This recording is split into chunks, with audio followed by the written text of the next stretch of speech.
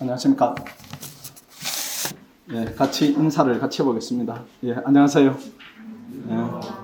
오늘 설명회인데 날씨가 화창해서 기분이 좋습니다. 아마 여러분 앞날도 그렇게 화창하게 열렸으면 하는 그런 바람을 가지고 있습니다. 오늘 이제 설명회 중요성은 학원 차원도 중요하지만은 여러분들이 앞으로 이제 공부 방향을 어떻게 잡는가 이런 차원에서 첫 초입이기 때문에 굉장히 이제 중요한 의미를 가지고 있습니다. 학원의 입장은 물론이고, 그다음 합격한 합격생들이 어떤 길을 걸어왔는가 이 부분도 이제 중요한 부분입니다. 그래서 오늘 설명의 진행 순서는 1부는 합격생이 전하는 수험 과정 공부 방법에 대한 설명 이런 부분입니다. 아마 합격생들을 여러분들이 이제 오늘 우리 합격생들을 조금 설명드리면은 3명이 진행할 거예요. 이 합격생들을 보면은 대단히 이제 우러러 보이고 높아 보이고 이런 지금 심리적 거리감 이런 부분이 있을 겁니다. 그런데 학원에 들어오시면은 저 학생들이 여러분들을 하나하나 이렇게 스터디 리더로서 지도를 하게 됩니다. 앞으로 자주 보게 될 얼굴들이고, 오늘 이제 어렵게 오늘 지난번에 며칠 전에 발표된 걸 보니까 경쟁률이 이제는 50대 1입니다. 그러니까 2%가 시험이 되고 나머지 98%가 떨어지는 시험인데 대단한 성과를 거뒀다 이렇게 보시면 되고, 우리 이제 합격생들 조금 소개를 해드리면은 일단은 다양한 경험을 가진 학생들입니다. 일단은 권준엽 학생인데 처음 시작해서 붙은 겁니다. 학원이 목표로 하는 기간 내에 이제 붙은 학생입니다. 그런 학생이 이제 준엽 학생뿐만 아니라 수많은 학생들이 있습니다. 근데 가장 그래도 바람직하게 또 무리 없이 학원의 커리어에 맞게 우리가 원하는 방식대로 합격한 학생 아닌가 이런 생각을 가지고 있습니다. 그 다음에 두 번째 보시면은 최세종 학생입니다. 이 학생은 이제 부경대 졸업한 학생입니다. 공부를 좀 늦게 시작했어요. 공부를 지금 이제 우리 학원에 오는 학생들을 보면은 제일 연령대가 많은 연령대가 99년생입니다. 그 다음 98년생하고 00년생이 비슷한 숫자예요. 근데 세종 학생은 제 기억으로는 27살에 학원에 고시 공부를 하기 위해서 이제 학원에 들어와서 그래도 2년 고생 끝에 원래 재경직으로 무난히 또 우수한 성적으로 합격한 예입니다.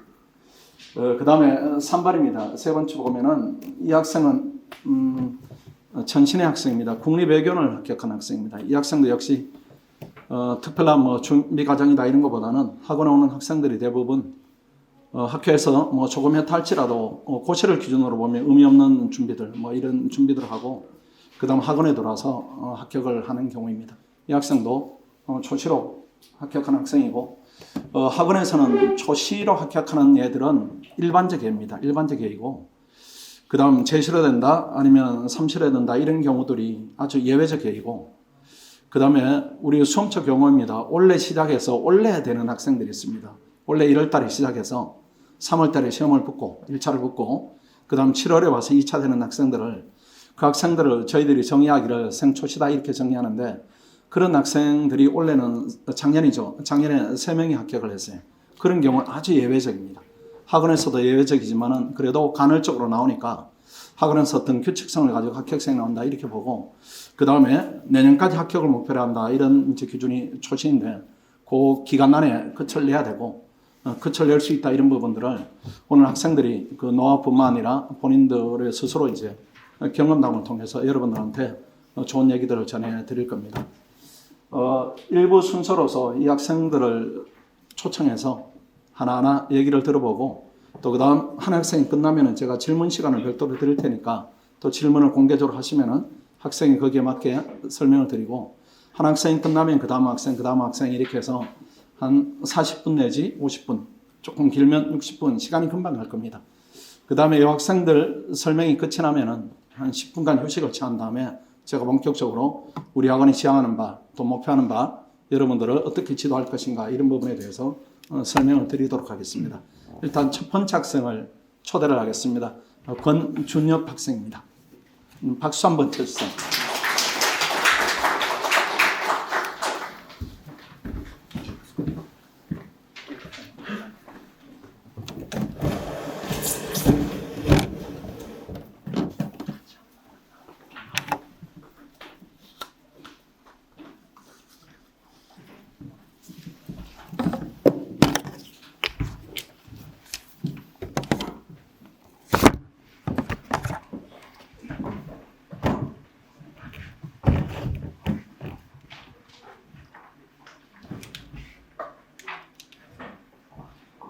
안녕하세요.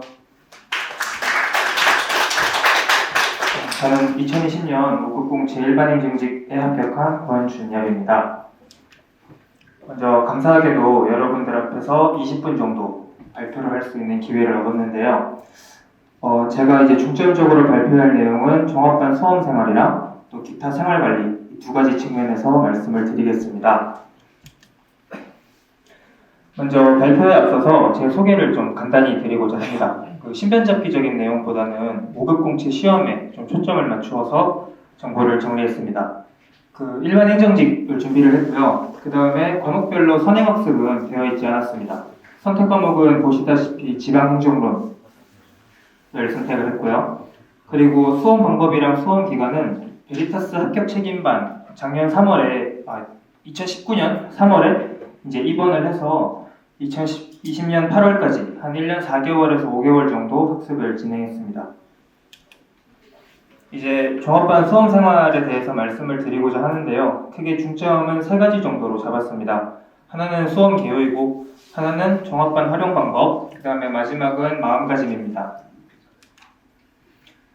수험 개요는 크게 3가지입니다. 이제 5등분을 하였는데요. 3에서 8월은 2차 시험에 기반을 형성하였고 9에서 12월은 이제 앞서서 5개월 동안 공부한 거에 대한 2차 시험의 약점을 보완하고 곧 있을 1차 시험의 기본기를 좀 형성을 했습니다.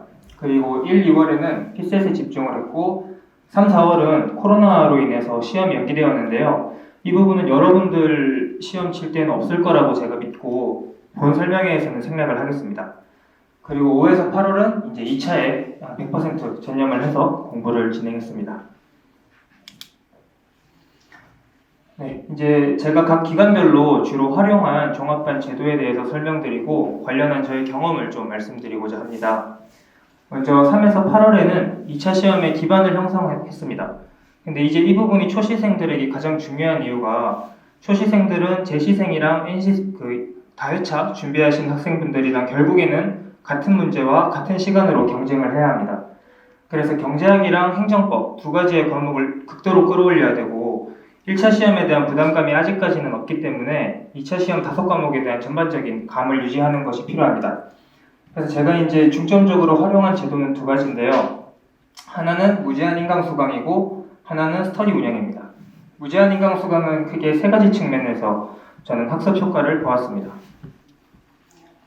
방향을 잃지 않는 예습과 체계적인 복습, 그 다음에 시간 활용입니다. 방향을 잃지 않는 예습이라는 것은 최소한의 시간 투입을 통해서 최대한의 효율을 이끌어내는 겁니다. 5급 공채 같은 경우에는 과목 분량이 워낙에 방대하고 과목별로 방대한 분량의 난이도 편차를 학생 개인의 자력으로 분배하는 것은 불가능에 가깝다고 생각을 합니다. 그래서 저 같은 경우에는 예습을 할 때 각 과목의 전문가인 강사님들의 수업을 인터넷 강의로 수강하면서 진행을 했습니다. 그래서 시간 낭비를 최대한 하지 않았고요. 그 다음에 체계적인 복습은 본인이 원하는 부분만 선별적으로 단시간 내에 이제 복습을 하는 겁니다.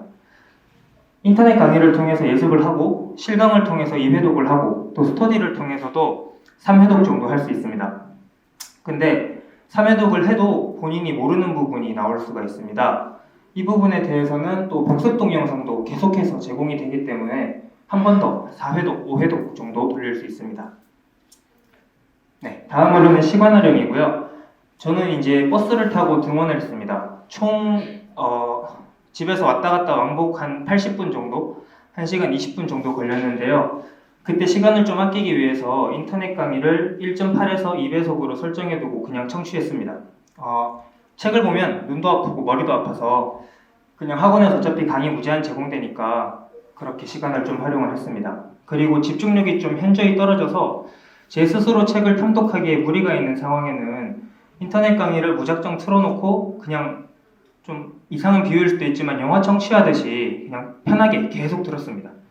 그렇게 당시에는 한 1분 1초 아껴서 하나라도 더 보면 더 배우겠지라는 좀 겸손한 마음으로 계속해서 학습을 하려고 했습니다. 다음으로는 스터디 제도입니다. 다양한 그 장점들이 있겠지만 제가 이제 경험했을 때 최고의 효율을 얻을 수 있었던 거는 모의고사 직접 채점이랑 피드백이었습니다. 5급 공채는 10페이지에 해당하는 분량을 2시간 동안 작성을 해야 되기 때문에 본인이 쓴 답안지에서 어떤 부분이 논리가 부실하고 또 어떤 부분을 어떻게 보충해야 되는지 그 대안 창출이 스스로 하기는 힘듭니다. 그래서 본인이 작성한 답안지를 경험자가 제3자의 시각으로 좀 객관적으로 분석하고 피드백이 필요한데요. 저 같은 경우는 스터디 리더랑 1대1로 상담 기회를 좀 자주 가지면서 모의고사의 부족한 부분, 또 제가 잘한 부분, 또 다음 모의고사에 적용할 수 있는 부분들을 좀 최대한 배우려고 노력했습니다. 그리고 이제 아무래도 스터디 리더님께서는 경험이 있으시기 때문에 수험 생활에 대한 장기적인 관점을 확보해 주시고요. 수험 생활 적응은 스터디 리더와의 관계뿐만 아니라 스터디원들이랑도 경쟁하고 또 협력하면서 빠르게 고시 생활에 안착할 수 있는 그런 계기를 마련할 수 있었습니다. 예, 이제 앞선 시기에 공부를 충실히 하셨다면 본인의 약점이 드러날 시기입니다. 그래서 이제 2차 약점을 좀 보완하고 다가오는 1차의 기본기를 형성하는 시기였습니다. 제가 이제 주로 활용한 제도는 모의고사 제도랑 상담 제도인데요. 모의고사는 반드시 전 회차에 실강으로 응시하시기를 강력히 권해드립니다. 왜냐하면 초시생 같은 경우에는 본인이 고시 과목에 대한 학습 데이터베이스가 구축되어 있지 않습니다. 그래서 모의고사를 계속해서 응시하면 베리타스에서는 실강 채점이 진행된 직후에 실명으로 성적을 공개하기 때문에 본인이 어느 위치에 해당하는지를 계속해서 파악할 수 있습니다. 저 같은 경우에도 사실 경제학은 상위 30% 밖으로 많이 이탈하는 경우가 있었고 행정법은 30% 안에서 계속 머물렀던 그런 경험이 있는데요. 그래서 이제 과목별 균형이라고 제가 공부를 할 때 어떤 과목에 시간을 어떻게 배분해야 될지 좀 저만의 전략을 세우는데 이 모의고사 자료가 좀 중요한 데이터로 작용을 합니다. 그리고 장학제도가 있기 때문에 사실 뭐 공부 잘하고 돈도 벌면 좋으니까 네, 이런 동기부여 장려책도 있다는 거 염두에 두시면 되겠습니다. 다음으로 상담제도인데요. 자기객관화라는 용어를 제가 사용을 했습니다. 자기객관화라는 게 본인이 속한 상황이랑 그 상황에 적응하려고 하는 본인의 모습을 또 제3자의 시각에서 좀 바라볼 수 있는 관점을 획득하는 건데요. 고시 공부를 하게 되면 본인만의 매너리즘에 빠집니다. 장기간의 공부를 하기 때문에 본인이 맞다고 생각하는 방향으로 시간이랑 노력을 계속해서 투입합니다. 그런데 잘못된 방향으로 매너리즘이 형성돼 버리면 실전적인 경쟁력을 상승시키는 공부를 하는 게 아니고 오히려 자기가 그냥 공부를 했다라는 만족감에 취해서 자기만족적인 공부를 하게 됩니다. 초시생은 시간이 굉장히 부족하기 때문에 약간의 시간 낭비, 또 약간의 오류, 또 최소화시켜야 된다고 생각을 하기 때문에 상담제도를 통해서 본인이 지금 잘 공부를 하고 있는지 없는지를 체크하는 것이 중요합니다. 저는 행정학은 송윤현 선생님, 또 정치학은 강재명 선생님, 언어논리는 김지민 선생님, 또 자료해석은 윤진원 선생님 등등 상담기회가 밑에 게시판에서 작성할 수도 있고요. 또 가서 그냥 1대1로 상담하고 싶어요 라고 얘기하면 충분히 할 수 있으니까 좀 적극적으로 활용하시면 좋을 것 같습니다. 1, 2월은 핏셋 집중식입니다. 이때는 핏셋 캠프에 바로 입소를 했고요. 생각보다 생각보다가 아니고 그냥 빡빡합니다. 그래서 좀 스트레스를 받을 경우도 많습니다. 굉장히 빡빡하게 매일 일과가 쏟아지기 때문에 그래서 제가 이제 입소하기 전에 뭘 우려했냐면 일정이 너무 빡빡하다 보니까 이제 수동적으로 공부가 끌려갈 수 있겠다라는 생각을 했습니다. 그래서 저는 좀 그걸 방지하기 위해서 이제 시험 매일매일 모의고사를 치면 거기와 관련된 모의고사 일지를 A4 용지나 또 B4 용지에 작성을 했습니다. 그렇게 이제 성실히 하면 시험 직전 1, 2주가 되면 한 40장에서 50장 분량의 본인만의 일지가 쌓입니다. 그러면은 그때는 뭐 시험 문제를 통해서 풀어서 유지를 하시는 분들도 계시겠지만 본인이 작성한 일지만 이렇게 계속해서 훑어보면서 그거를 통시적으로 이렇게 분석을 하면 본인이 어떤 지점에서 실수를 반복적으로 하는지가 잘 드러나고 동시에 언어, 자료, 상황 세 가지를 한 페이지에 정리를 하니까 그 세 가지 과목에 대한 감도 동시에 좀 공시적으로 이렇게 공부를 할 수가 있습니다. 그래서 이 부분은 제가 합격 수기에 어떻게 적었는지 자세히 설명을 해 놓았으니 참고하시면 될 것 같습니다. 예, 이제 2차 집중식인데요. 신뢰가 좀 중요한 시기라고 생각을 합니다. 과목별 공부 방법은 제가 따로 수기로 대체를 하도록 하겠습니다. 근데 이 시기에는 사실 학원 시스템이랑 가장 중요한 거는 본인에 대한 신뢰가 필요합니다. 그 학원 시스템에 대한 신뢰가 왜 중요하다 생각을 했냐면 애초에 저는 고시에 대한 사전 정보가 없이 시험에 진입했기 때문에 좀 여러 차례 불안감을 겪었습니다. 특히 초시생은 2차 시험 경험이 전무하기 때문에 주변에서 들려오는 정보 하나하나에 예민하게 반응할 수밖에 없습니다. 그런데 한편으로는 초시생은 또 시험이 처음이기 때문에 본인이 가지고 있는 수용할 수 있는 정보 수용 능력에 한계가 있습니다. 그 한계를 초과하게 된 정보를 스스로 계속해서 수집하다 보면 그게 불안감으로 변질되고 불안감이 심해지면 슬럼프에 빠집니다. 그 초시생은 시간이 없기 때문에 슬럼프는 최대한 지양을 해야 하므로 저는 그냥 학원에서 제공하는 자료, 또 수업, 실강, 모의고사 이것만 제대로 보고 8월 24일이었죠. 그때 이제 시험을 그냥 치러 간다라고 생각을 이제 했습니다. 그래서 불안감 최소화가 중요하다. 그 다음에 본인에 대한 신뢰가 중요한데요. 다음으로는 이제 4가지를 제가 꼽았습니다.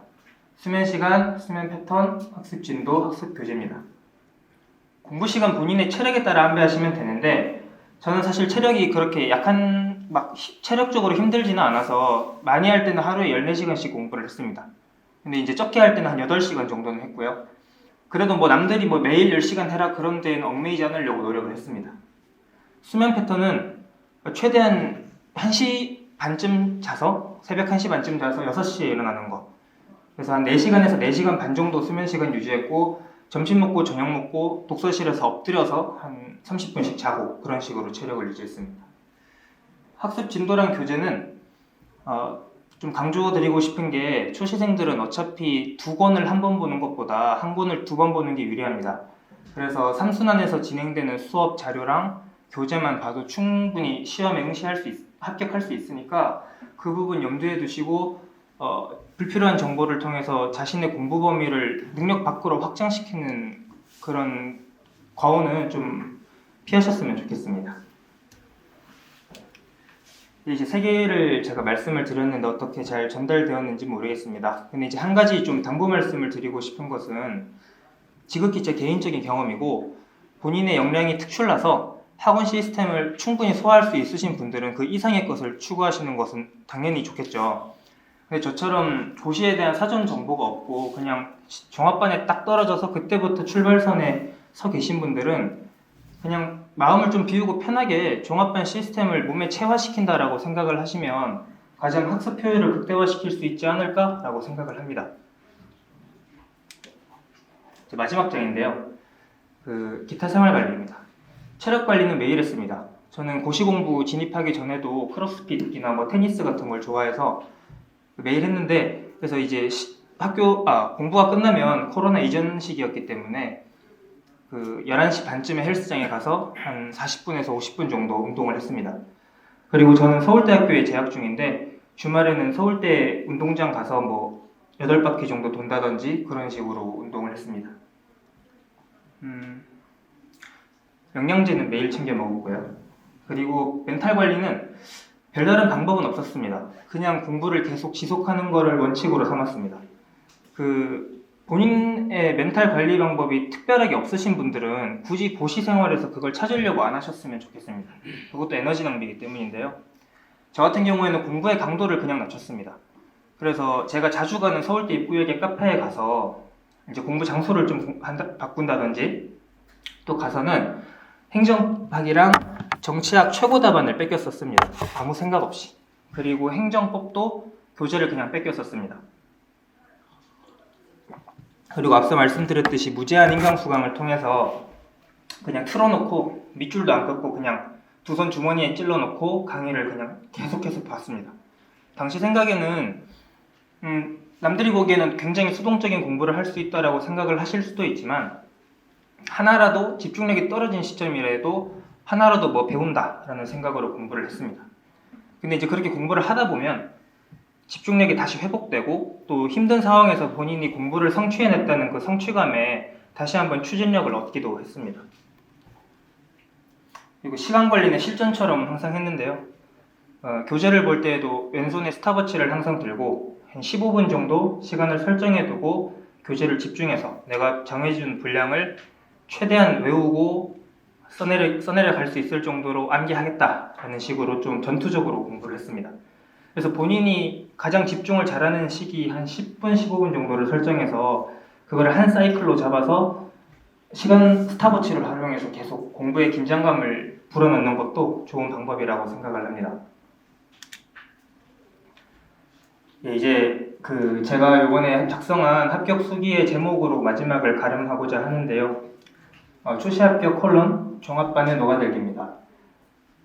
녹아든다는 거는 시스템에 대한 좀 신뢰를 염두에 두고 가져온 문구입니다. 초시생 같은 경우에는 아무래도 좀 불안감에 휩싸이기 쉽습니다. 그래서 그때는 좀 본인 감정에 매몰되지 말고 학원에 단순한 생각을 가지고 등원하셔서 공부를 지속하시길 바랍니다. 학원에 오면 뭐 하나라도 더 배우겠지, 또 피셋 강의도 4시간 동안 들으면 한 문제라도 맞추겠지, 그러면 12회차가 진행되니까 12문제 맞추겠네 라고 단순하면서도 계량적인 그런 생각으로 공부를 지속하시면 좀 효과적인 수험 생활이 되지 않을까 라고 생각을 합니다. 이제 발표를 마무리하겠습니다. 진심으로 부족한 제 강의를 들어주셔서 감사하고 수험생 여러분들의 건성을 빌겠습니다. 감사합니다. 질문사항 있나요?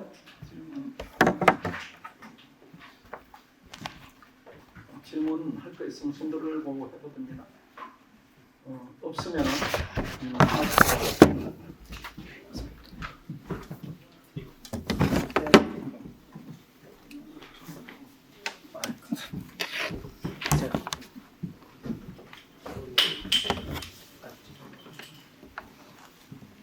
매년 저 합격생들을 이 무대에 세우는 게 제가 좀 마음에 미안함도 있고 부담감을 느껴요. 왜 그런가 하면은 이제 앉아서 듣던 학생들이 이 무대에 서는 것이 대단히 이제 본인한테 스트레스가 되고 긴장이 됩니다. 그래도 이제 학원을 위한다 막 이런 마음보다는 본인들 후배들을 위해서 염려스러운 부분 또 바람직한 부분을 이제 전달하겠다 뭐 이런 마음 때문에 부담감을 이제 감수를 하는 거죠. 감수를 하는데 매번 이제 올리면서 제가 걱정되는 마음이 있어요. 혹시라도 뭐 실수할까 뭐 이런 그게 뭐 어떤 학원의 피해, 개인의 피해 이런 부분이 아니고 개인적으로 부담감 끝에 이제 말이 이제 편치 않은 말이 나올까 이렇게 걱정하는데 매년 이제 걱정하면서 올리는데 매년 느끼는 마음이 괜한 걱정한다 이렇게 생각이 들어요. 학생들이 면접을 거치고 어려운 시험을 통과하는 자질을 바탕으로 해서 발표를 너무너무 잘한다 이렇게 생각합니다. 미처 제가 캐치하지 못했던 부분들 이런 좋은 얘기들을 지금 잘 전달을 했습니다. 제가 나온 용어 중에 조금 설명드리면 뭐 아까 상위 30%에 들었다 이제 뭐 들지 못했다 이런 부분인데 상위 30%가 갖는 의미가 학원에서는 합격권으로 보는 겁니다. 상위 30% 안에 들면 합격한다 이렇게 보니까 학원 내에서 경쟁률은 3대 1입니다. 밖에서 하면 50대 1이에요. 그러니까 학원 안이 경쟁이 훨씬 더 효율적으로 진행이 된다 이렇게 볼 수가 있습니다. 그 의미를 가지고 있고 그 다음에 피셋 캠프 이런 얘기는 이제 어떤 얘기인가 하면은 저희들이 학생들을 기본적으로는 자율에 맡겨서 공부를 하는데 1년 중에 절반 정도는 강하게 통제를 하는 그 기간들이 있습니다. 기간들이 피셋 1차 시험 2달 정도, 그러니까 지금 1월 초부터 3월 초까지 지금 시간입니다. 지금 시간에 강제적으로 학습실에 수용을 한 다음에 자물쇠로 이렇게 걸어 잠궈요. 걸어 잠그고 시간을 통제해서 공부를 집단화시켜서 이렇게 강하게 통제하는 기간이 있고, 그 다음 1차가 끝나면은 4개월 정도 이렇게 또 스파르타 캠프다 이렇게 해가지고 또 시험 직전에 중요한 시간들은 학원에 강력하게 통제를 하고 나머지 시간은 자율성을 확보해서 개인의 개성을 발휘하면서 공부를 하도록 이렇게 하는 그 시스템 중에 1차 대비한 그 캠프가 피셋 캠프 뭐 이런 용어입니다. 그 다음에 오늘 우리 그 합격생들 3명의 수기가 여러분들한테 배부가 됐을 겁니다. 돌아가셔가지고 오늘 부분 내용 중에 부연적인 부분이 조금 많이 있을 겁니다. 그런 부분을 참고를 하시고, 그 다음에 방금 발표를 했던 준엽 학생은 아까 표현이 이제 학원에 떨어지고 나서 공부를 시작했다 이렇게 하는데 그 얘기가 전공이 고시하고는 관련성이 많이 이제 떨어진 학생입니다. 국사학 학생입니다. 그래서 어떤 공부를 미리 하고 와서 수험 기간을 단축했지 않느냐 뭐 이런 부분, 그런 부분은 아니고 표현대로 학원에 스타트하는 부분인데 스타트를 해서 시행착오를 줄이는 게 그게 가장 현명하다 이렇게 판단이 됩니다. 얘기를 들어보니까 뭐 이제 저희들이 지도한 대로 또는 개인이 그 지도에 더 정밀성을 더한 부분이 있는데 왜 빨리 합격했는가 이런 부분들은 절실하게 저도 이제 이런 부분이 있어서 빨리 합격했구나 이런 부분은 이제 많이 공감되는 부분이 있습니다. 그 다음에 두 번째로 최세종 학생을 초대를 하겠습니다. 아까 얘기한 대로 수험 기간이 조금 이제 더 긴 경우입니다. 중간에 뭐 이렇게 집안의 우여곡절도 있었고, 그 다음에 개인적으로 공부를 늦게 시작을 한 부분도 있었고, 여러 가지 수험 기간이 조금 이렇게 장기화될 과정 하에 있는, 장기화되지는 않았지만은 그래도 한 제시어 경험 있는 학생들한테 도움되지 않을까 이렇게 생각합니다. 역시 박수 한번 크게 한번.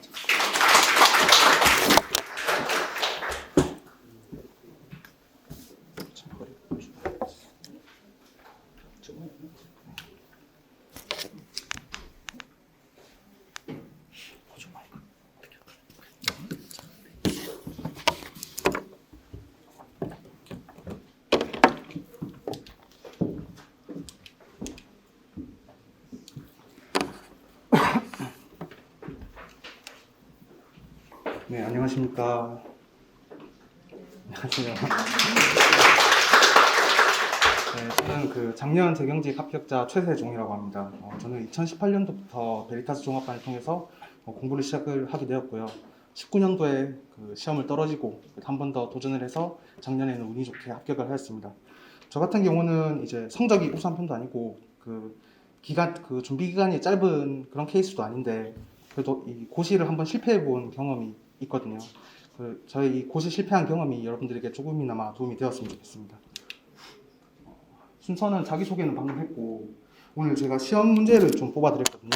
이거를 같이 볼 건 아니고 오늘 제가 이거를 왜 뽑아드렸는지에 대해서 간단하게 말씀을 드릴 거고 다음은 이제 종합반을 선택을 하는 게 저는 좋다고 생각을 해요. 그러면 왜 종합반을 선택을 하시는 게 좋을지에 대해서 말씀을 드리고 종합반을 선택을 하신다면 향후 일정에 대해서 어떻게 공부를 하시는 게 좋을지 그리고 마지막으로는 수험 생활을 어떻게 하시는 게 좋을지에 대해서 말씀을 드리겠습니다.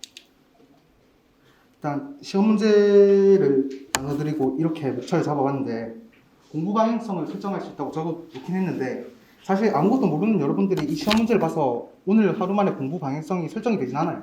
그래서 그냥 적어놓은 거고 그걸 왜 드린 거냐면 저는 이제 어떤 시험을 준비를 하든 간에 그 시험 문제가 어떻게 생긴지를 확인을 하고 내가 이러한 공부를 하는데 재미가 있을 수 있겠다, 이러한 공부를 할 수 있겠다라는 어느 정도 인식을 가지고 공부를 시작을 해야 된다 생각을 하거든요.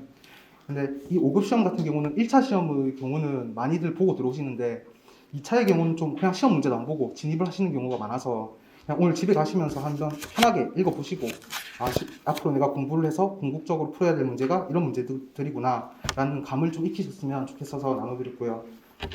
두 번째 이유는 동기부여 측면입니다. 이게 기본적으로 16개월, 18개월의 준비 기간을 설정을 하고 시작을 하는 거기 때문에 어떠한 결과물을 얻을 때까지 그 기간이 너무 길어요. 그러면 그 결과물을 얻을 때까지 공부를 하다가 중간에 좀 내가 어디로 가고 있는지, 뭘 하고 있는지, 제대로 하고 있는지 이렇게 쉽게 지치는 경우가 많거든요. 이 문제를 시작 전에 한번 읽어봤습니까? 읽어보시면 아무것도 모르실 거예요. 오늘의 그 아무것도 모르겠다는 느낌을 잘 기억을 해두시라고요. 오늘은 아무것도 모르겠지만 앞으로 공부를 해 나가시면서 이 문제는 내가 배워서 알 것 같은데 그렇다면 이걸 답안을 어떻게 써야 될까? 이런 고민들을 하면서 내가 좀 더 배워가고 있구나 그런 측면에서 동기부여를 받을 수 있을 거라고 생각을 합니다. 그리고 마지막 이유는 수험 기간의 설정 측면이에요. 학원에서는 지금 16개월, 18개월 만에 합격이 가능하다라고 지금 홍보를 하고 있잖아요. 근데 그게 가능하냐고 저한테 물어보시면 저는 충분히 가능하다고 생각을 하거든요. 야, 근데 너는 3년 했잖아 라고 하시면 근데 제가 할 말이 없기 때문에 이 시험 문제가 어떻게 변했는지를 간단하게 말씀을 드리려고 해요. 시험 문제 보고 계시죠? 한 2페이지 정도 넘겨보시면 제가 좀 옛날 문제를 뽑았어요. 이게 2002년 시험 문제인데 20년 시험 문제랑 그전 시험 문제랑 딱 봐도 이제 문제 길이부터 차이가 많이 날 것이고 그냥 보시면 여러 가지를 볼 수가 있는데 2002년 시험 문제 보면 한 내용을 다 읽을 필요는 없고 제 1문 해서 한 5줄 적어놓고 50점을 쓰래요. 50점을 쓰는 거는 한 5페이지를 쓰는 거거든요. 그리고 밑에를 보시면 한 줄 적어놓고 30점을 써라 하고 또 밑에는 한 줄 적어놓고 20점을 써라 하고 그러니까 예전에 공부는 이만큼 던져주고 수험생이니까 이만큼 쓰기를 바랬던 시험이에요. 그러니까 암기력이 중요했던 거죠. 이러한 문제들의 답을 하기 위해서는 내 머릿속에 교과서가 그냥 턱대로 들어가 있어야 돼요. 그래서 이만큼 좀 더 주면 그냥 내 알아서 이렇게 막 써야 되는 문제들이었던 거죠. 근데 최근 시험의 문제를 보시면 문제 길이부터가 좀 상당합니다. 문제 길이부터 상당하고 좀 여러 상황들을 주고 부속 법률 같은 것들을 주고 조건들을 많이 줘요. 그러면 이러한 상황들을 주면서 문제를 네가 해결해 보라는 거거든요. 네가 가지고 있는 지식, 지금의 현재 상황을 비추어서 네가 네 머릿속에 암기되어 있는 교과서 내용 말고 현재 상황을 어떻게 해결할지 답안을 써라는 거예요. 그래서 예전의 시험은 암기력을 주로 물었다면 지금의 시험은 이해력, 응용력, 그리고 문제 해결 능력을 주요하게 물어본다는 거죠. 근데 최근 시험에서 요구하는 능력은 단순히 수험 기간이 길게 잡았다고 달성이 되는 게 아니에요. 공부를 좀 효율적으로 하시고 적성도 좀 필요하시고 그만큼 단기에도 충분히 쌓을 수 있는 능력이 있기 때문에 이런 문제의 경향을 보시면서 좀 시작하실 때부터 수험 기간을 좀 짧게 잡으셨으면 좋겠어요. 만약에 여러분들이 짧게 잡고 시작을 하면 내년에 혹시라도 뭐 정말 운이 없어서 떨어지더라도 뭔가 부족했겠죠. 내가 적성이 부족했든 노력이 부족했든 공부 방향이 부족했든 뭔가 부족한 점을 다시 보완을 해서 그 다음에 합격을 노릴 수가 있는데 처음부터 3년 4년을 잡고 시작하면 내년에 떨어져도 야 이거 원래 3년 4년 한 시험이야. 나는 뭐 그냥 제대로 하고 있어 하면서 어떤 문제점을 발견할 생각을 못하고 그냥 그대로 공부할 가능성이 높다는 거죠. 그러면 수험 기간을 3년 4년 잡았더라도 그건 5년 6년 되는 거 정말 금방이거든요. 이 고시랑 공부가. 그래서 처음부터 수험 기간을 좀 짧게 잡고 공부를 시작하셨으면 좋겠습니다. 시험 문제는 이 정도 보고 그냥 집에 가시면서 그냥 편하게 한번 읽어보세요. 그리고 종합반 선택 이유에 대해서 말씀을 드릴게요. 제가 고시를 해보니까 고시 과목은 좀 이런 것 같아요. 만약에 이 짝대기를 진도라고 보고 이렇게 이런 것들을 이해의 양이나 폭이라고 생각을 해보면 처음 공부를 할 때는요 공부가 이렇게밖에 안 돼요. 왜냐면 이게 과목별로 이질성도 크기 때문에 내가 공부를 접했을 때 이해되는 게 너무 없고 생소하고 이렇게 이해가 별로 안 된단 말이에요. 근데 처음부터 끝까지 한번 찍고 다시 돌아왔을 때는요 이게 이해가 약간 이런 식으로 돼요. 또 돌아왔을 때는 이해가 좀 이런 식으로 돼요. 그래서 고시 공부는 전 반복이 중요하다고 생각을 하거든요. 근데 현재 학원에서 많은 학원에서도 반복을 시키고 있어요. 뭐 예비순환, 1순환, 2순환, 3순환 이렇게 반복을 시키는 건데 문제는 이게 텀이 너무 길다는 거예요. 이거 앞으로 이제 여러분들이 하실 일정인데 3월부터 7월까지가 예비순환이에요. 그래서 만약에 여러분들이 3월에 한 과목을 하면 다음 과목을 할 때까지 뭐 적게는 3개월, 길게는 4개월까지 지나버린다고요. 그러면 그 사이에 이러한 내용들이 다 잊혀지고 다시 또 새로운 공부를 하는 그런 느낌이 강할 가능성이 크거든요. 근데 여러분들이 만약 선행학습을 하면 이 과목별로 이 반복하는 그 텀을 줄임으로써 공부를 좀 효율적으로 할 수 있고 이 공부 내용을 장기 기억으로 넘길 수가 있어요. 고시 같은 경우는 과목 수가 많고 양도 방대하기 때문에 이게 장기 기억으로 이게 기억을 남겨두는 게 중요하거든요. 그럼 장기 기억을 하려면 짧은 텀 내에서 반복하는 학습이 중요하기 때문에 이 선행학습이 중요합니다. 그리고 종합반을 하면 선행학습을 할 수 있는 이유가 여러분들에게 인터넷 강의가 무료로 제공이 돼요. 만약에 여러분들이 단가반을 등록을 하시고 짧게 선행학습을 하려고 하면 이 비용이 감당이 안 될 거예요. 근데 만약에 종합반을 등록을 하면 무료로 계속 강의가 제공이 되니까 이렇게 선행학습을 할 수 있다는 겁니다. 그리고 또 선행학습이 중요한 이유는 두 번째 이유는 그 시행착오 측면이에요. 여러분들이 종합반의 틀 내에서 공부를 하신다면 어느 정도 큰 시행착오는 알아서 방지가 될 거예요. 근데 공부를 하면서 어쩜 이렇게 사소한 시행착오들이 있잖아요. 아, 내가 이럴 줄 알았으면 공부를 좀 다른 방식으로 해볼 걸. 이런 것들은 처음 공부를 하시기 때문에 어쩔 수 없이 나올 수밖에 없다는 거예요. 근데 어쩔 수 없이 나올 수밖에 없으면 그걸 좀 빨리 하자는 거죠. 그래서 여러분들의 기간은 뭐 한 번에 고시 생활을 하는 거지만 이렇게 선행학습을 함으로써 동일한 기간에 한 2번 정도 공부하는 그런 느낌이 들 수가 있어요. 그러면 시행착오도 빨리 발견하게 되고 그걸 빨리 고칠 수 있고 그런 게 또 단기 합격으로 이어지게 될 거라고 생각을 합니다. 다음으로는 모의고사 성적 공개 및 장학금 제도가 있는데요. 이전에도 말씀드렸듯이 결과물을 얻을 때까지 시간이 너무 길어요. 그러니까 중간에 이정표 같은 것들이 필요하거든요. 네가 뭐 잘하고 있다, 네가 지금 못하고 있다 이런 것들이 필요한데 학원에서는 이러한 성적을 통해서 그런 것들을 본인이 알 수가 있다는 거죠. 30% 안에서 들면 아 내가 이 정도로 잘하고 있구나, 앞으로 이렇게 하면 되겠구나 라는 걸 느낄 수가 있고 70% 나머지 70%는 어떻게 좀 방법을 찾아봐야겠는데 이런 고민들을 할 수가 있다는 거죠. 그게 두 번째 이유고 세 번째는 스터디 관련해서인데 저는 스터디 원으로서도 스터디를 해봤고 스터디 리더로서도 스터디를 해봤거든요. 학원 스터디가 좋은데 그거는 이제 다음 걸 설명을 하면서 중간중간에 말씀을 드리겠습니다. 그래서 만약에 여러분들이 종합반을 하시면 이거는 제가 종합반 설명에 와서 종합반을 하라는 게 약간 상술처럼 들릴 수 있는데 진짜 제 동생이 있다면 그냥 종합반에 그냥 넣을 것 같아요. 넣고 그냥 공부를 하라 할 것 같거든요. 어차피 여러분들 오늘 종합반에 많이 등록한다 해봤자 저한테 제가 돈을 받는 것도 아니고 좀 여러분들이 이렇게 20대에 좀 아름다운 시기를 고시생활을 하는데 좀 빨리 합격을 했으면 좋겠어요. 어쨌든 만약에 종합반 하면 지금 한 이쯤 시기잖아요. 2월 20일이니까. 그럼 3월부터 공부를 하시면 여기부터 공부를 하실 건데 일단은 여러분들이 아셔야 될 거는 이미 좀 상당 부분의 학생들이 1월에 시작하는 분들이 많다는 거예요. 보통 예비를 3월에 시작을 하니까 난 제대로 된 시기에 진입을 했다라고 생각을 할 수도 있는데 사실 2개월을 먼저 공부를 하고 있는 친구들이 있다고요. 그래서 본인이 좀 그 사람들을 따라잡겠다는 생각으로 마음가짐을 먹어주시는 게 좋을 것 같아요. 왜냐면 여러분들 16개월을 합격 기간으로 잡는데 그 중에 2개월이면 8분의 1이잖아요. 그럼 8분의 1을 이미 다른 수험생들은 하고 있다고요. 그래서 가능한 고시 공부를 빨리 시작하셨으면 좋겠어요.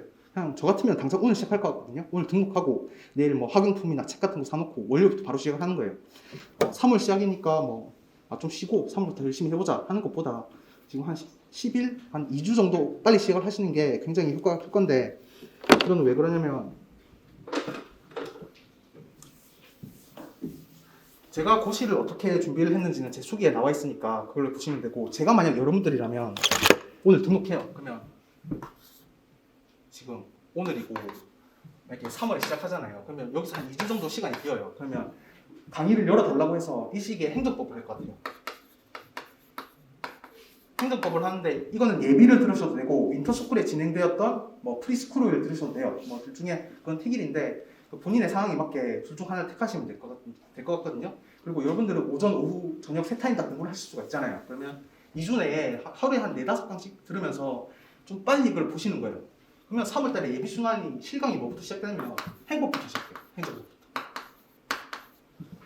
그러면 여기서 행정법을 저희가 들었잖아요. 그러면 이거 행정법 할 때 굉장히 좀 마음이 편하실 거라고요. 예습이 따로 필요가 없어요. 바로 앞에 들었으니까. 이거 들은 내용을 또 다시 듣는 거니까 복습도 시간이 많이 안 걸리거든요. 그럼 또 시간이 남을 거거든요. 보통 이 고시를 오전, 오후, 저녁으로 하는데 예비순환 이때 강의가 있거든요. 그럼 이 남는 시간에 한 타임 정도는 복습을 한다고 쳐도 한 타임이 남는다고요. 이러면 한 타임이 남을 때 또 선행학습을 하시라고. 그럼 여기서 선행학습을 또 경제학을 해요. 경제학을 해서 또 이렇게 들으시면 여기서 또 실강은 또 이제 경제학이 또 진행이 되거든요. 그럼 또 여기서 경제학을 들었으니까 여기서 경제학을 하는 게 또 편하실 거라고요. 그러면 여기서 다시 행정법을 선행학습을 하시라고. 이렇게 공부를 이제 정확하게 언제 무슨 몇 순환 강의를 듣는 거는 이제 학원이랑 상담을 해서 결정을 하시고 제가 말씀을 드리고 싶은 거는 이 고시는 행정법과 경제학이 거의 대부분이거든요. 그래서 이 두 과목이 처음부터 이제 끝까지 계속 맞물려서 돌아가게 공부를 하시는 게 좀 좋다고 생각을 해요. 이렇게 반복하는 텀을 짧게 해서 이렇게 계속 공부를 해나가시다 보면 1순환이 끝났을 때 여러분들은 행정법, 경제학 두 과목은 2순환까지는 끝나 있을 거라고요. 그래서 2순환을 이제 시작을 하시게 되면 여기서부터 2순환인데 어쨌든 저는 가능한 여러분들이 여기서 행정법, 경제학은 2순환을 마치시는 게 좋아요.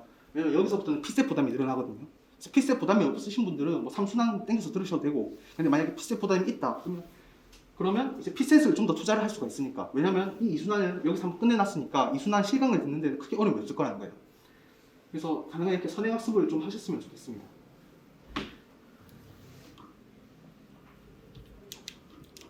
그리고 이렇게 피셋 기간을 해서 이제 공부를 하시면 되고 3월 달쯤에 이제 1차를 치시고 2차로 들어갈 건데 여기서 잠시 제 그 점수를 좀 말씀드리자면 제가 제 점수 얘기하는 걸 별로 안 좋아해요. 이게 왜 그러냐면 이 빨간색이 합격선이고요. 그 파란색이 제 점수인데 보시면 아시겠지만 18년, 20년은 제가 합격선보다 낮아요. 근데 제가 지방대기 때문에 이게 가점이 붙어서 이게 합격하게 돼버린 거거든요. 그래서 저도 이런 역차별 문제도 있고 저도 약간 찝찝하기도 해요. 이렇게 가점을 붙어서 한 게. 그래서 찝찝해서 말하기 싫어하는데 제가 이 점수를 왜 얘기를 하냐면 이 피셋이라는 시험이 공부를 해도 안 오르는 것이냐 라는 질문에 좀 대답을 드리고 싶거든요. 저는 점수가 안 올랐잖아요. 근데 안 오르는 것이냐 그게 아니라는 거예요. 저는 이제 점수를 안 오르게 공부를 했기 때문에 그렇다고 생각하거든요. 이 75점이나 점수가 제가 1월 달에 고시를 시작하잖아요. 그러면 1월에 처음에는 그 헌법을 해요. 그러면 1월 중순부터 피셋을 하거든요. 그럼 저는 한 달 반 만에 이제 이 점수가 나왔고 하루에 3시간씩만 했어요. 그냥 각 과목 딱 1시간씩 10문제 풀고 리뷰하고 딱 3시간씩만 했는데 이 점수가 나온 거예요. 그러니까 스스로 좀 자만하는 그런 느낌이 들더라고요. 차라리 여기서 떨어졌으면 그래도 좀 부족하구나 이런 생각을 했겠는데 어떻게 운이 좋아서 붙어버리니까 이 정도 공부했는데 내가 합격을 했어? 난 피셋형 인간 아닌가? 난 피셋 잘하는 게 아닌가? 라는 생각이 들면서 자만심이 들게 되더라고요. 그럼 이러한 자만심이 무서운 게 뭐냐면 뭔가 받아들이는 걸 다 거부하게 돼요. 이 피셋이라는 게 어떠한 학문이 아니기 때문에 1차 강사님들도 수험생 출신이 많아요. 본인의 피셋 문제를 푸는 그냥 노하우 이런 것들이 중요하기 때문에 강의를 들으면 난 잘하는 사람이니까 그냥 듣고 그냥 제가 맞다고 생각하는 것만 받아들이고 아니라고 생각하는 건 쳐내버리는 거예요. 그거 사후적 풀이 아니야? 그거 시험장 실제로 쓸 수 있어? 약간 이런 생각으로 뭔가를 배우고 받아들이고 제가 적용을 해야 되는데 제가 생각하기에 아닌 거는 다 거부를 해버리는 거죠. 그리고 이순환 때부터는 스터디가 또 2차 스터디로 바뀌어요. 2차 스터디로 바뀌면 이제 스터디 리더들이 굉장히 피셋에 고득점 하신 분들이 많거든요. 그런 분들이 또 스터디를 하면서 좋은 팁 같은 걸 알려주시는데 전 스터디를 안 했어요. 나는 피셋을 잘한다고 생각을 했으니까. 그리고 또 모의고사를 피셋에서 봅니다. 학원에서 보고 성적이 나오는데 저는 점수가 좀 들쭉날쭉한 편이었어요. 그러면 제 정신이 제대로 막혀 있으면 이렇게 점수가 들쭉날쭉하면 뭔가 문제가 있는 거고 그러면 문제점을 개선을 해야 될 건데 이거 모의고사는 기출이 아니잖아. 기출이 문제가 좀 좋고 모의고사는 좀 안 좋다 그런 인식이 있긴 있어요. 근데 나는 기출형 인간이야. 모의고사 점수가 안 나와도 돼. 실전에서 난 점수를 잘 받을 거야. 이런 생각으로 점수가 안 나와도 그냥 신경을 안 썼다고요. 그 모의고사를 보면 이제 틀렸을 때 이 모의고사와 기출문제의 질적인 차이 때문에 틀리는 부분도 있겠지만 분명 자기가 뭔가 못해서 틀린 부분도 있을 거 아니에요. 근데 이런 부분을 좀 생각을 해서 공부를 해야 되는데 저는 이런 자만심 때문에 내가 맞으면 좋은 문제, 내가 틀리면 나쁜 문제 이런 식으로 생각을 했다는 거예요. 그래서 이러한 자만심이 뭔가 새로운 것들을 받아들이는 것을 좀 거부를 했고 종합반에서 만들어 놓은 기본적인 안정적인 틀을 밖으로 나가게 했다는 거예요. 그래서 피셋을 하면 점수가 안 오르냐? 분명히 오릅니다. 제 주위에도 점수를 올리신 분이 굉장히 많았고요. 근데 만약에 공부를 하실 거면 점수를 올리는 방향으로 해야 돼요. 그래서 좀 마음을 여시고 어느 정도 잘한다는 그런 인식 가지지 마시고 배우려고 하는 자세로 공부를 하시는 게 좋아요. 이 강의를 듣는 게 내가 잘난 것을 확인하려고 듣는 게 아니라 내가 부족한 걸 배우려고 듣는 거잖아요. 그러니까 그런 식으로 공부를 하시면 좋을 것 같습니다. 앞에 분이 자기 객관화라는 말씀을 하셨잖아요. 그러니까 듣고 있는데 뜬금하더라고요. 저는 이게 자기 객관화가 좀 부족했던 거죠. 여러분들은 좀 공부를 하시면서 자기 객관화를 잘 하셔서 공부를 좀 효율적으로 하셨으면 좋겠습니다. 이제 3월에 시작을 되면 또 이제 3순환이 진행이 되고 또 스파르타 캠프도 있어요. 스파르타 캠프는 앞서 말씀드렸듯이 가둬놓고 공부시키는 거예요. 스파르타 캠프는 이제 주로 초시생들은 잘 안 들어갔는데 이 종합반에서 성적이 우수한 학생은 원장님이 좀 해라고 해서 권유를 해서 들어가게 돼요. 근데 원장님도 저보고 이제 스파르타반에 들어가는 게 어떻겠느냐라고 말씀하셨거든요. 왜냐면 그 전에 2차 성적이 굉장히 모의고사 성적이 잘 나오니까. 근데 저는 또 이제 거기서 또 자만을 했던 거예요. 내가 했는데 내가 혼자 알아서 잘하면 되지. 이런 생각으로 안 들어갔거든요. 저는 그때 안 들어간 걸 좀 아직도 후회하고 있어요. 전 제가 안 퍼질 줄 알았어요. 근데 공부를 하다가 퍼지더라고요.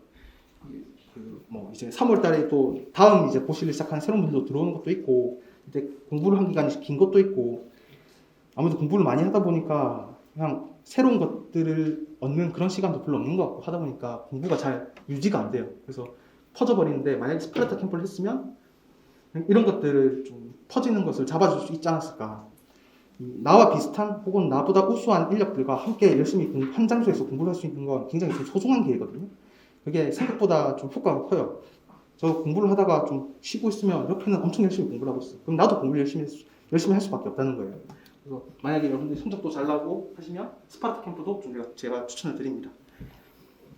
그리고 스터디 관련해서 잠깐 얘기를 드리면 학원 스터디를 웬만하면 하시는 걸 추천드려요. 저는 이 고시 공부와 반복도 중요하고 답안을 현출하는 게 제일 중요하다고 생각하거든요. 그러면 예비 순환 때는 기초적인 내용을 가르치기 때문에 강의 자체에서는 모의고사를 많이 보지 않습니다. 근데 만약에 여러분들이 예비 순환 스터디를 하면 월수금에 어느 정도 답안 작성하는 그걸 하고 토요일에 또 복습 모의고사를 봐요.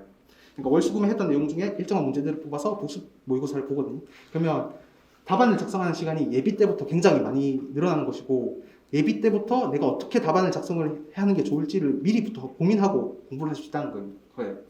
근데 또 복습 모의고사가 봤던 걸 왜 또 보냐라고 생각을 하실 수 있는데, 처음부터 아무것도 모를 때는요, 그냥 어쨌든 아는 문제라도 이 답안을 처음부터 끝까지 한번 주어진 시간 내에 끝까지 적어보는 그런 경험들이 중요해요. 그런 경험들을 계속 쌓아가시면서 이제 답안 연습을 하시는 거죠.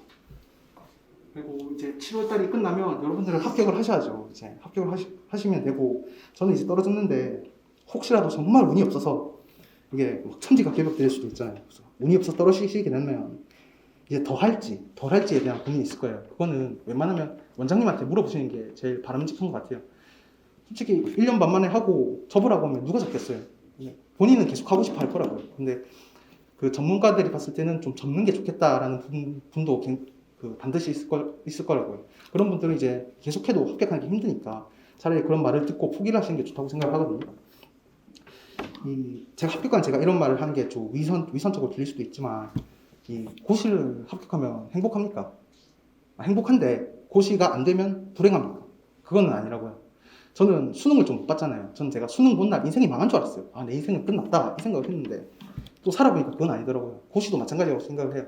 고시 좀 실패했다고 그 남은 인생이 이게 실패한 인생으로 단정 지어지진 않을 겁니다. 그래서 본인이 적성이 맞는 새로운 분야에 가서 능력을 더 발휘하면 저는 그것도 행복한 삶이라고 생각을 하거든요. 어쨌든 뭐 접는다 해서 너무 상처받지 마시고 또 새로운 길을 찾아서 떠나시면 되고, 여기서 한 번 더 하시게 된다면 저는 스터디 리더를 좀 하시는 걸 추천드려요. 저도 원장님한테 할 거예요 말 거예요 하니까 너는 무조건 해야 된다 말씀을 하시고, 스터디 리더를 하는 게 어떻겠느냐 말씀을 하셨거든요. 이제 리더를 하면 좋은 게 이 새로운 스터디원들에게 뭔가를 알려줘야 되잖아요. 그럼 누군가를 알려줘야 된다는 게 저를 더 공부를 시키더라고요. 준비를 해야 되니까 공부를 시키고, 그리고 무엇보다 채점을 하게 되거든요. 그럼 채점을 하다 보면 이게 수험생으로 썼던 그런 시각과 이 채점자로서 보는 시각이 좀 많이 달라요. 그래서 일정한 시간 내에 많은 답안을 채점해야 되다 보니까 어떤 답안이 채점자가 보기에는 읽기가 편하고 좀 고득점을 주고 싶은가, 이런 느낌이 많이 들거든요. 이게 제 이후 공부에는 좀 많이 도움이 되었습니다. 어쨌든 일단 이후는 생각하지 마시고요. 여기서 선행학습 열심히 하시고 자만하지 마시고 자기 객관화 잘 하셔서 여러분들 여기서 합격을 하셨으면 좋겠어요.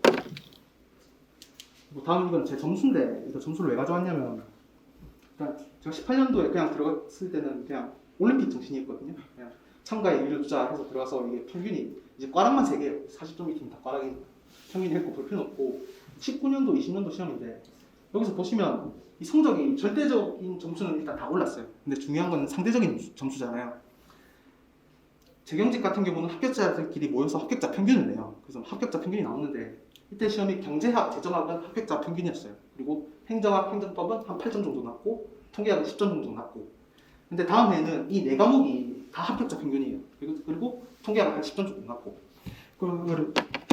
이걸 제 점수를 보면서 말씀드리고 싶은 건 뭐냐면, 어느 정도 합격자 평균까지 올라왔을 때 거기서 더 올리기는 약간 좀 힘이 들어요. 왜냐면 더 그건 운이라는 것도 작용을 많이 하게 되고 이미 실력이 상당히 쌓여있기 때문에.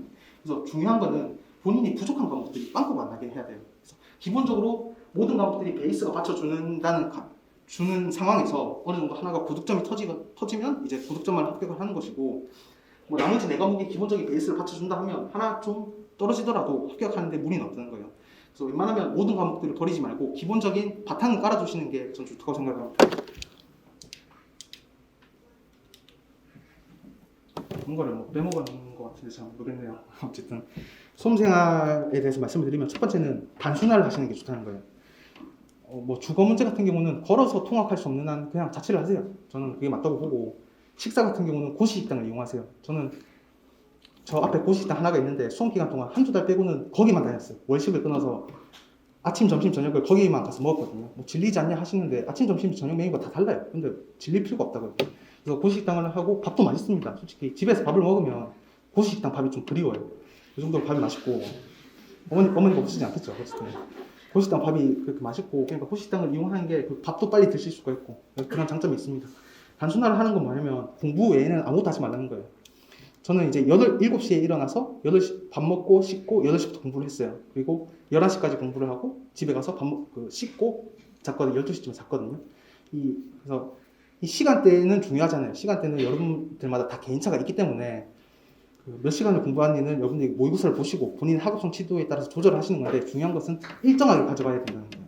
그래서 일정한 시간을 딱 정하시고, 일어나면 씻고 밥 먹고 공부하시고, 점심시간 되면 밥 먹고 공부하시고, 저녁시간 되면 밥 먹고 공부하시고, 잘 때 되면 그냥 자라는 거예요. 그 외에는 아무것도 하지 마세요. 저 같은 경우는 이제 마치고 집에 가면 그날 좀 보상심리 같은 거 활동을 하잖아요. 그러니까 웹툰을 본다고요. 네이버 웹툰 보시는 분들은 아시겠지만 이 목요일날 웹툰은 수요일 오후 11시 넘어서 올라오잖아요.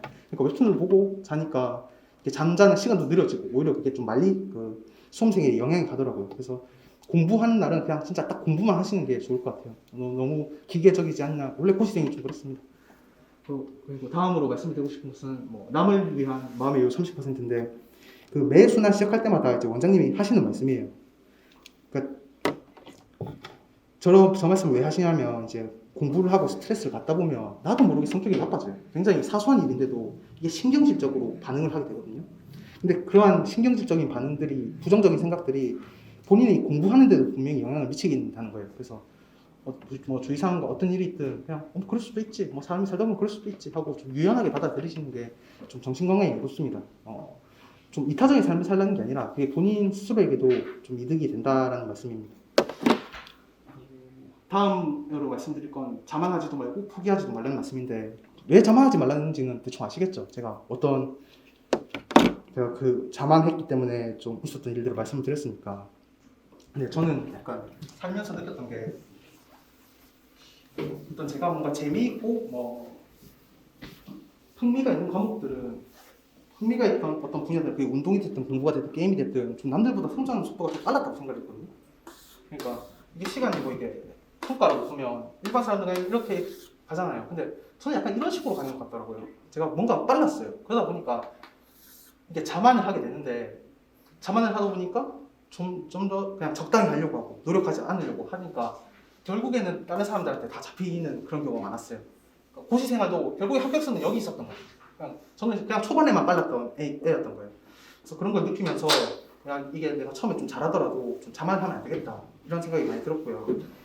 그리고 또 제가 종합반을 시작하면서 알게 된 분이 있어요. 알게 된 분이 있는데 그분이랑 뭐 사이가 좋지는 않습니다. 뭐 성격도 다르고 직렬도 다른데 사이가 진짜 좋지는 않아요. 근데 그분은 좀 초반에 엄청 느렸어요. 그래서 같이 얘기를 하다가 질문을 받으면 뭔가 이게 왜 이해가 안 되지? 이런 생각이 가끔씩 들었거든요. 이건 참 느리다 이런 생각이 들었는데 근데 그분은 진짜 공부를 열심히 하셨어요. 약간 사람이 뭔가 묵직하다라는 느낌을 받는 거 아시죠?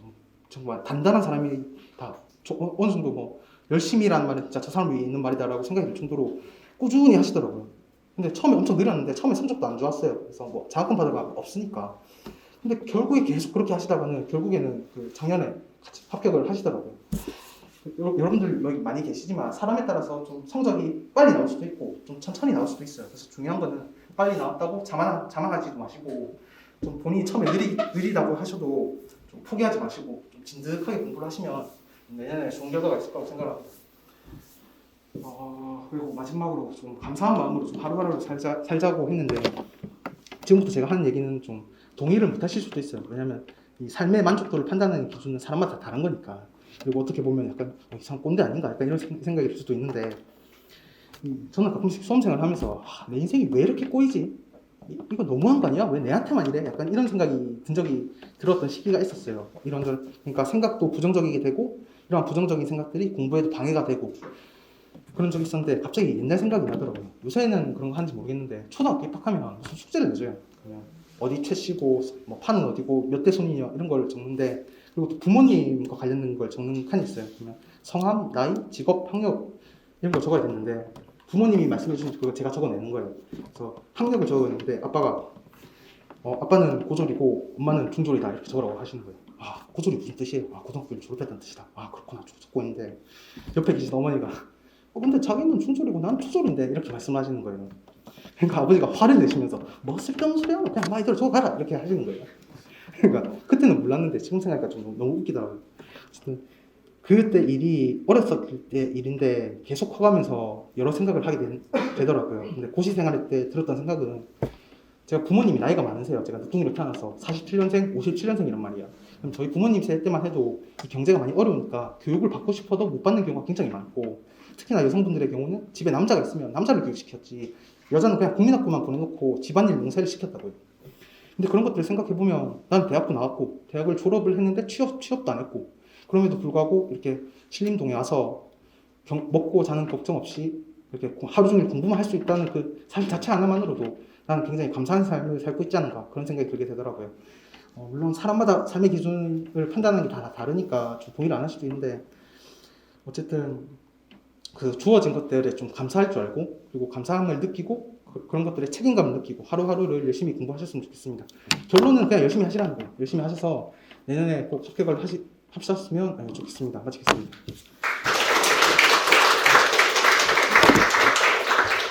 혹시 질문할 내용 있나요?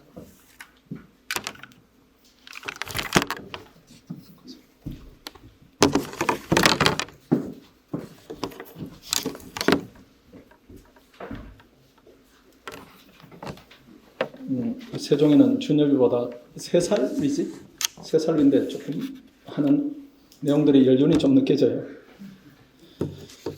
그 중요한 내용들이 그 반복하는 부분이 중요합니다. 고시는 뭐 해보면 알겠지만 또 한 학생들이 한 편을 들면은 내용이 많고 수준이 높기 때문에 금방금방 잊어버리는 부분들이 있어요.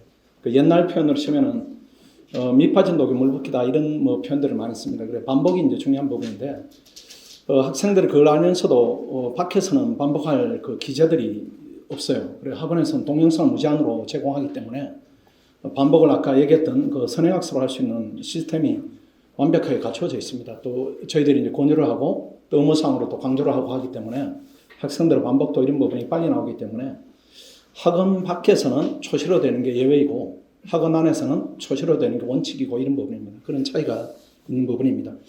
그 다음에 얘기한 것 중에 이제 스터디 리더 이런 부분인데 그 얘기는 이제 여러 번 해당 사항은 아니고요. 여러분들이 이제 스터디 리더를 오늘 이제 우리 설명에 참석한 학생 물론이고 또 합격생들이 여러분 이제 스터디를 8명 한 조로 이렇게 구성을 저희들이 해줘요. 학원에서. 해주고 이제 스터디를 진행할 수 있는 교재도 제공을 하고 이렇게 하는데 그게 스터디가 잘못 진행이 되면은 팀이 전체에 피해를 보기 때문에 스터디 리더라는 리더를 합격생이나 아니면 세종이처럼 이제 내년에는 합격이 거의 확실하다 이런 수준의 학생들을 리더로 이렇게 배정을 합니다. 그 학생들이 혹시라도 이렇게 시행착오가 생길까봐 이런 부분들을 지금 우리 설명회에서 노하우를 전해주듯이 또 디테일한 내용들을 전해주기 때문에 최소한 소음에서 오는 시행착오는 방지하는 시스템이 학원에 있다 이렇게 보시면 되고 그 다음에 아까 또 중요한 얘기를 했습니다. 그 당장 시작하라 이런 얘기를 했는데 그게 맞습니다. 여러분들이 1월 달부터 시작하는 학생들이 있고 여러분들이 시작을 하게 되면 3월부터 시작할 겁니다. 초기이기 때문에 그 진도 차이가 결정적이지는 않지만 어쨌든 미리 출발하는 학생들이 있다. 내가 조금 뒤졌다 이렇게 생각하시면은 오늘부터 당장 시작하는 게 사실은 맞다 이렇게 봐야 돼요. 고시는 내가 준비해서 예전 같으면은 뭐 예전이 아니라 코로나 전이면은 이때 오시는 분들이 전부 계획이 똑같습니다. 학생이든 부모님의 계획이 똑같아요. 일단 3월 8일 날 개강하기 전까지 앞으로 어려운 공부 시작하니까 가족들이 여행 한번 가자 이렇게 해서 해외여행 잡아두고 뭐 열흘 잡기도 하고 2주를 잡기도 하고 갔다 와서 그때부터 스타트하자 이렇게 하는데 그렇게 하시면 안 되고요. 지금부터 스타트를 해서 2주 남은 기간 동안에는 학원의 일주하고 밖의 일주는 다른 의미가 있습니다. 학원의 일주간이면은 지금 집중하면은 미시를 끝내는 시간으로 인식을 해요. 그 다음부터 일주를 하면 예비순환 거시를 끝내기 때문에 학원에 갖는 2주간 의미다 이런 얘기는 한 과목을 끝내는 의미이기 때문에 지금 하는 것이 사실은 맞다 이렇게 판단이 됩니다. 그 다음에 피셋 문제를 이제 공부를 하면은 피셋 점수가 오른다 이런 부분인데 그거는 제가 제 타임이 될 때 그때 상세히 올리는 방법을 또 말씀을 드리겠습니다. 그 다음 세종이 보니까 공부하면서 고생을 많이 했네요. 식사 담는 데서 계속 하고 이제 단순하게 그 시험되는 학생들의 그 설명회를 제가 이렇게 무대 올리고 들어보면은 다른 뭔가가 있구나 이런 느낌은 계속 받아요.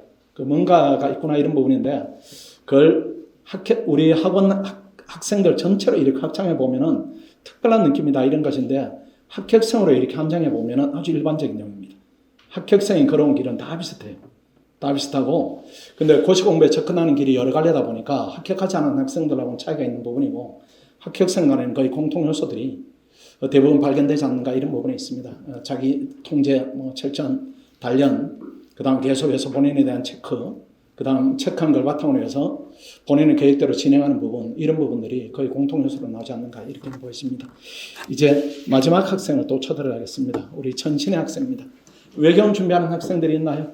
손 한번 들어보세요. 있죠.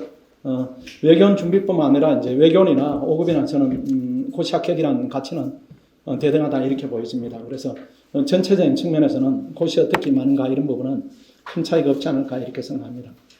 자, 초대하겠습니다.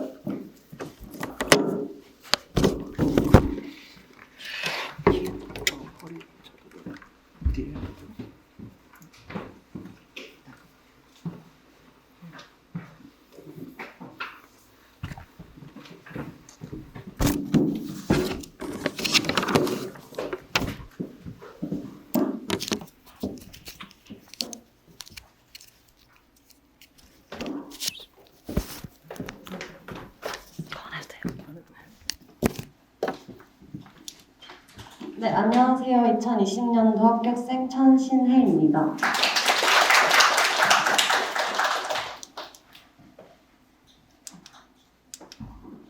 네, 저는 지금 1월 15일부터 양재에 있는 외교원에서 연수를 받고 있고요. 지금 여기 오늘 합격 전략 설명회 해서 조금 더 시행착오를 하지 않고 합격하시길 바라는 마음에서 이렇게 오게 되었습니다. 네, 일단 들어가기에 앞서 말씀드리고 싶은 것은 일단 저희가 공부를 할 때 강의를 선택해야 되고 제가 못하는 과목, 잘하는 과목도 다 구분해야 되고 그리고 종합반을 들을 것인지 단과반을 들을 것인지 그리고 나에게 잘 맞는 강사는 누군지 이런 걸 다 생각해야 합니다. 그리고 제가 공부하는 시간은 얼마나 투자할 것이고 어떤 노력을 하고 어떤 구체적인 전략을 세울 것인지 다 생각을 하게 되고 또 이뿐만 아니라 공부하는 과정에서 내 학습 환경 그리고 선행학습은 어느 정도 해야 되는지 이런 걸 끊임없이 고민해야 합격을 할 수 있습니다. 저는 이변 없는 합격이라고 써놨지만 사실 이변 있습니다. 하지만 제가 생각했을 때 이런 노력들을 최소화시키고 그런 시행착오를 겪지 않고 최단 기간 안에 합격할 수 있는 방법이라는 게 학원에 들어오는 것이라고 생각해서 제가 여기 이변 없는 합격이라고 쓰게 되었습니다. 그래서 이런 강의를 고민하고 어떤 시간을 쓰고 어떤 학습 환경을 해서 공부를 할지를 그러한 고민을 줄여주는 그러한 방법이 바로 학원에 들어오는 것이라고 저는 생각을 합니다. 그렇다면 1년 6개월, 1년 8개월 안에 이변 없는 합격을 맞이할 수 있을 것이라고 생각합니다. 네, 제 목차는 일단 수험 기간, 그리고 제가 합격했던 점수, 그리고 과목별 공부 방법. 학부모님들 많이 오셨는데 저는 이 과목별 공부 방법은 제가 정말 진심으로 느낀 그런 좀 구체적인 전략들을 좀 말씀드려서 공부를 하실 때 조금 도움이 될 수 있었으면 좋겠습니다.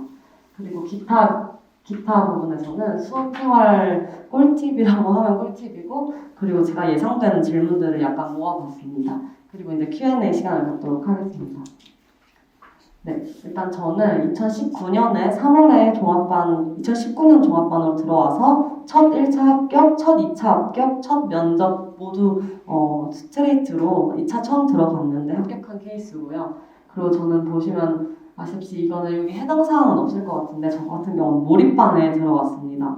그래서 몰입반은 몰입반 해당 사항이 없으니까 스킵을 하도록 하겠습니다. 일단 저는 1순환, 2순환 기간에는 아까 합격자분께서 말씀해주신 것처럼 무제한 인강 돌리기로 해서 제가 실강을 참여하는 시간을 제외하고 복습은 필수적으로 하면서도 그리고 또 다른 과목의 인강을 계속 들었습니다. 저 같은 경우는 부원장님이나 또 다른 분들에게 말을 해서 복습 동영상을 계속해서 신청해서 제가 공부하지 않는 과목도 계속 감을 유지하려고 노력했습니다. 그리고 피셋 캠프는 선택이라고 생각하지만 저 같은 경우는 제 주변에서는 다 들어갔었고 저희의 커리큘럼 중 하나였기 때문에 들어가서 참여를 했고 피셋 캠프 기간이 정말 너무 숨이 막히고 힘든 기간이에요. 지금 피셋 캠프를 따른 제 작년에 아쉽게도 떨어진 친구들이 피셋 캠프를 지금도 하고 있는데 엄청 힘든 시간에 다른 친구들이 공부를 하는 걸 보면서 조금 더 열심히 고민을 하지 않고 공부를 하고 있는 것 같습니다. 그리고 스파르타 반도 이 커리큘럼 중 하나인데 저는 스파르타 반을 들어가서 아까 원장님께서 말씀했듯이 문을 실제로 잠그거든요. 근데 수동적일 수 있지만 저는 저 자신보다 학원을 믿어서 그냥 힘들게 끌려가더라도 그냥 그 커리큘럼을 완수하는 게 중요할 것이라고 생각해서 저 같은 경우는 그냥 스파르타반 들어가서 매일 9시부터 한 과목씩 매일매일 시험을 보고 실제로 나오는 성적을 보면서 제가 있는 위치를 파악했습니다. 그래서 스파르타반에 있었던 경우는 제가 친했던 친구가 한 3-4명 정도 됐는데 결국 다 합격했고 지금 저랑 같이 연수를 받고 있습니다. 네, 이거는 제 점수인데 점수를 말하는 게 매우 조금 개인적인데 근데 점수를 말해야 제가 각 과목별로 어떻게 공략을 하는 게 맞는지를 알 수 있을 것 같아서 이렇게 가져와 봤습니다. 올해는 61.9가 합격 컷이었는데요. 작년에 64점 매수로 알고 있어서 올해 2점 몇이 떨어졌으니까 엄청 많이 떨어진 거라고 저는 알고 있습니다. 그래서 제 점수를 보시면 아까 행시에서는 행법이랑 경제학이 가장 중요하듯이 저희 같은 경우는 경제학이랑 국제법이 가장 중요한 과목입니다. 그래서 저는 그냥 전략적으로 국제법과 경제학을 마스터하자라는 생각으로 했고 실제로 경제학 점수가 막 예전에는 90점대도 있고 이랬지만 올해 제가 친구들과 비교를 해봤을 때는 경제학 점수가 상당히 높게 감사하게도 나온 케이스라서 올해 문제를 나중에 보면 아시겠지만 올해 경제학 문제가 어렵지 않았습니다. 근데 어렵지 않았지만 그만큼 답안의 구성이라든지 답안의 논리적 흐름을 엄청 중시했다고 생각을 합니다. 왜냐하면 어렵지 않은데 점수가 낮다는 것은 그 외의 부분에서 많은 감점 요인이 있다는 뜻이기도 하거든요. 그래서 경제학 같은 경우에는 저는 김진욱 선생님의 1, 2, 3순환을 실강으로 계속 다 따라갔고 스터디를 활용해서 스텝 2, 스텝 3를 지속적으로 반복해서 풀었습니다. 그래서 그런 스터디를 활용을 하면서 풀었기 때문에 경제학 문제가 쉬웠음에도 불구하고 답안지를 많이 써본 경험이 있어서 더 좀 깔끔하고 보기 좋게 그리고 그 흐름이 확실히 있는 그런 답안지를 쓸 수 있었던 것 같습니다. 국제법 같은 경우에는 올해 정말 엄청 어려웠다고 해서 네, 국제법 같은 경우도 제가 객관적으로 말씀을 드릴 수 있을지 모르겠지만 다른 친구들 제가 아는 점수에 비교했을 때는 국제법이 그래도 높은 편이고 국제정치학 같은 경우는 되게 좀 낮은 편이라고 들었습니다. 근데 국제정치학을 올해 점수를 많이 줬는데도 불구하고 조금 낮은 편이라서 다소 아쉬운 감이 있지만 네, 그래도 저는 전략적으로 국제법과 경제학을 열심히 했기 때문에 저는 효율적으로 제가 선택했다고 생각합니다. 그리고 통론 같은 경우에는 다들 다른 학교 수기나 다 읽어보시면 아시겠지만 통론은 현재 안 하면 안 되는 과목이 되고 있습니다. 왜냐하면 통론 과락으로 인해서 떨어지는 사람들이 점점 많아지면서 통론을 어떻게 대비해야 맞는 것일까에 대한 고민이 작년부터 2018년 정도부터 계속 그런 고민이 있고 저 같은 경우 통론은 이따 말씀드리겠지만 학원에서 종합반을 다들 모아가지고 주말마다 하는 특강이 있습니다. 그게 전기, 후기로 나눠서 전기에는 기출을 강사님들이 모두 다 오셔서 말씀을 해주시고 후기 같은 경우에는 모의고사를 만들어 주셔서 모든 그 통합논술에 포함되는 그 과목들을 다 설명을 해주십니다. 그래서 그걸 활용했던 게 가장 크게 도움이 됐던 것 같고 사실 학원 밖에 있으면 통론은 아예 써보지 않고 들어가는 경우가 많습니다. 왜냐하면 통론은 국제정치학, 국제법, 경제학을 어차피 모아놓은 거니까 세 과목을 잘하면 굳이 대비를 안 해도 되지 않느냐는 인식이 아직까지는 조금 존재해서 그런데 확실히 제 떨어진 친구들의 그런 고민 상담을 했을 때 점수를 봤을 때도 통론과락으로 인해서 한눈탈이라고 하죠. 그래서 그것을 그 통론만 아니었으면 붙을 수 있는데 과락으로 인해서 떨어지는 그런 경우가 많아지기 때문에 학원의 종합반이 그렇게 모아가지고 무료로 제공을 해줄 때 통합 논술을 활용하게 저는 통합 논술에 되게 많이 도움이 됐던 것 같습니다. 실제로 제 친구의 경우 같은 종합반 친구는 80점대를 통합 논술에서 말도 안 되게 높은 점수를 받아서 통합 논술 캐리로 합격한 친구가 있을 만큼 통합 논술은 통합된 그런 과목이 아니고 정말 이 5과목 중에 2개나 차지하는 큰 비중의 그런 과목이라고 할 수 있을 것 같습니다. 네, 여기서부터는 제가 생각하는 그런 전략을 조금 간단하게 설명을 드리도록 하겠습니다. 저는 외국에 오래 살아가지고 1차를 정말 피셋형이 아예 아니고 정말 피셋형의 반대라고 할 수 있습니다. 언어를 처음에 풀었을 땐 40점대, 50점대 나와가지고 공부를 하지 말아야 되나라는 생각도 했을 정도인데 저는 실제로 올린 케이스고 피셋을 올린 사람을 정말 주변에서 많이 못 본다고들 하더라고요. 근데 저 같은 경우는 막 20점 이렇게 올린 건 아니지만 저는 제가 합격할 수 있는 점수를 올렸다면 충분히 피셋도 학원 그런 강의를 따라가면서 올릴 수 있다고 생각합니다. 예를 들어 제가 말한 나만의 시간 관리라는 것은 저희 언어 담당 강사님, 제가 선택했던 강사님은 조은정 강사님인데 그 강사님의 경우 내가 나의 타임을 끊어가지고 그 랩스대로 행동을 하라고 하셨거든요. 예를 들어 우리는 1시간 30분 시험이니까 반으로 끊어서 20문제씩 풉니다. 근데 조은정 선생님의 경우 그렇게 하지 말고 너가 딱 몇 문제를 몇 분 안에 끊을지를 하고 그 시간을 오버하면 바로 넘어가라고 이렇게 설명을 해주십니다. 그래서 저 같은 경우는 시간을 쪼개서 아무리 어렵더라도 제가 선택한 문제를 그 개수를 풀고 넘어가야지라는 거를 시험 한 달 전에 조은정 선생님께서 말씀해 주셨고 그게 제게 되게 많이 작용을 했다고 생각을 합니다. 그리고 기출 분석 및 강의 활용은 저 같은 경우 종합반이었기 때문에 7월부터 계속해서 오전 수업은 피셋이 진행이 됩니다. 그래서 피셋을 따라가되 피셋에 너무 많은 시간을 투자하진 않고 그때는 2차를 더 중점적으로 하되 감을 유지하고 피셋에 대한 그런 이해가 계속 기반이 되어 있어야 된다고 생각해서 그 수업도 계속 따라갔었습니다.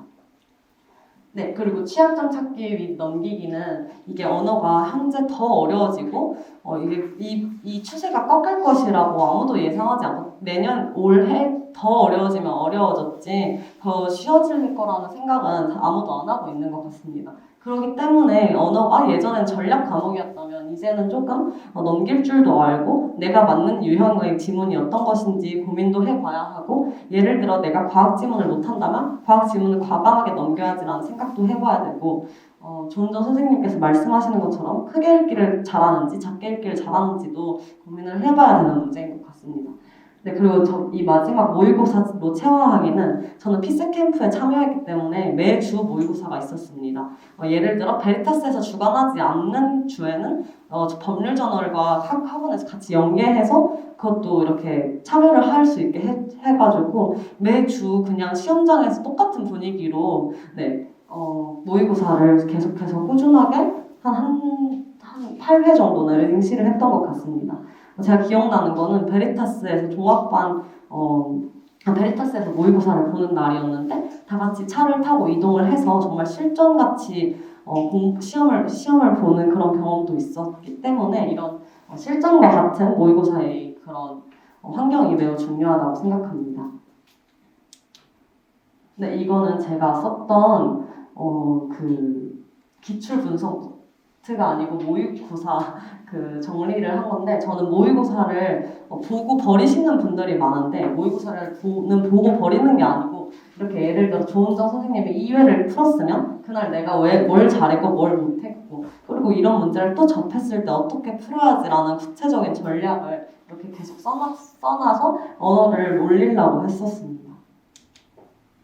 네, 자료 해석의 경우에는 유형별 기출 분석 사실 이 부분은 제가 합격 수기에 너무 세세하게 써놨기 때문에 그거는 합격 수기를 통해서 이런 구체적인 전략은 읽으시는 게 훨씬 편하실 것 같고 다른 질문이 있으시다면 이따 추후에 개인적으로 학생분들은 여쭤보셔도 제가 1차에 관해서는 제가 올린 경험이 있기 때문에 조금은 더 편하게 말씀을 드릴 수 있을 것 같아서 이 부분은 전략 부분은 제가 넘기도록 하겠습니다.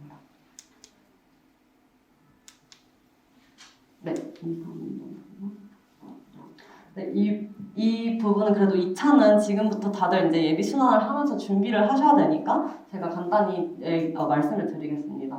일단 강의를 따라가면서 교과서 정독 및 이해하기는 당연히 너무 기본적인 것이라서 다들 하실 것이라 믿고 기본서의 단권하기 같은 경우는 저는 김지훈 선생님을 종합하셨으니까 쭉 따라갔을 거 아니에요. 그래서 그 부분에서 그 집이라는 책이 있습니다. 그래서 경제학은 사실 단권화하기 너무 힘든 과목이고 너무 방대하고 계속 들어오는 게 있기 때문에 저는 그 집이라는 책 안에 그 김지훈 선생님이 2순환이 되거나 3순환이 될 때 주는 자료를 넣었습니다. 그래서 그 책이 제가 지금 보면 이렇게 제본 형태가 아니고 스프링 형태로 해가지고 거기 계속 끼워 넣으면서 시험 전날 그럼 5시간 동안은 이것만 보고 들어가면 되겠다 할 정도로 계속해서 정리를 했었습니다.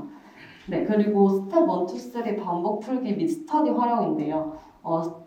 많은 분들이 스텝도 풀어야 되나 아니면 타 학원은 이 책도 유명한데 이 책도 풀어야 되나라고 경제학 같은 경우는 정말 많이 고민한다고 듣고 있습니다. 저도 엄청 고민을 했고 결국 책을 샀는데 책을 결국 못 풀고 들어갔습니다. 저는 제가 지금 생각해보면 못 푼 게 아니고 풀지 않았던 것 같습니다.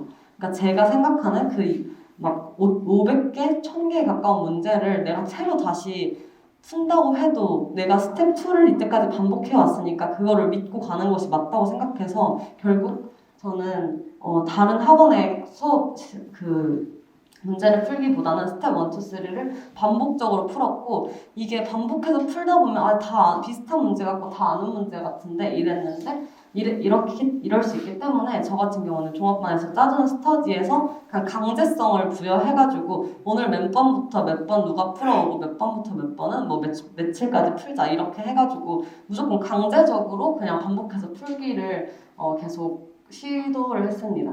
저 같은 경우에는 경제학을 재밌다고 느꼈어가지고 경제학이랑 국제법을 잡아야겠다는 생각도 있으니까 경제학을 좀 정말 한 4는 경제학을 했었던 것 같습니다. 그래서 제가 다른 아쉽게 떨어진 친구들에게 말을 할 때 저는 경제학 4, 국제법 3 그리고 경제학 5, 국제법 3 그리고 국정을 2 이렇게 했다고 합니다. 세 과목을 놓고 보자면. 그래서 그만큼 저는 경제학을 열심히 했었고 그리고 답안지 쓰는 연습은 사실 정말 지겹도록 쓰게 되거든요. 제가 고시촌을 나갈 때 제가 썼던 답안지를 모아봤는데 그게 기념이 될 것 같아서 안 버리다가 모아봤는데 정말 한 이만큼 오더라고요. 모든 그 과목을 했을 때.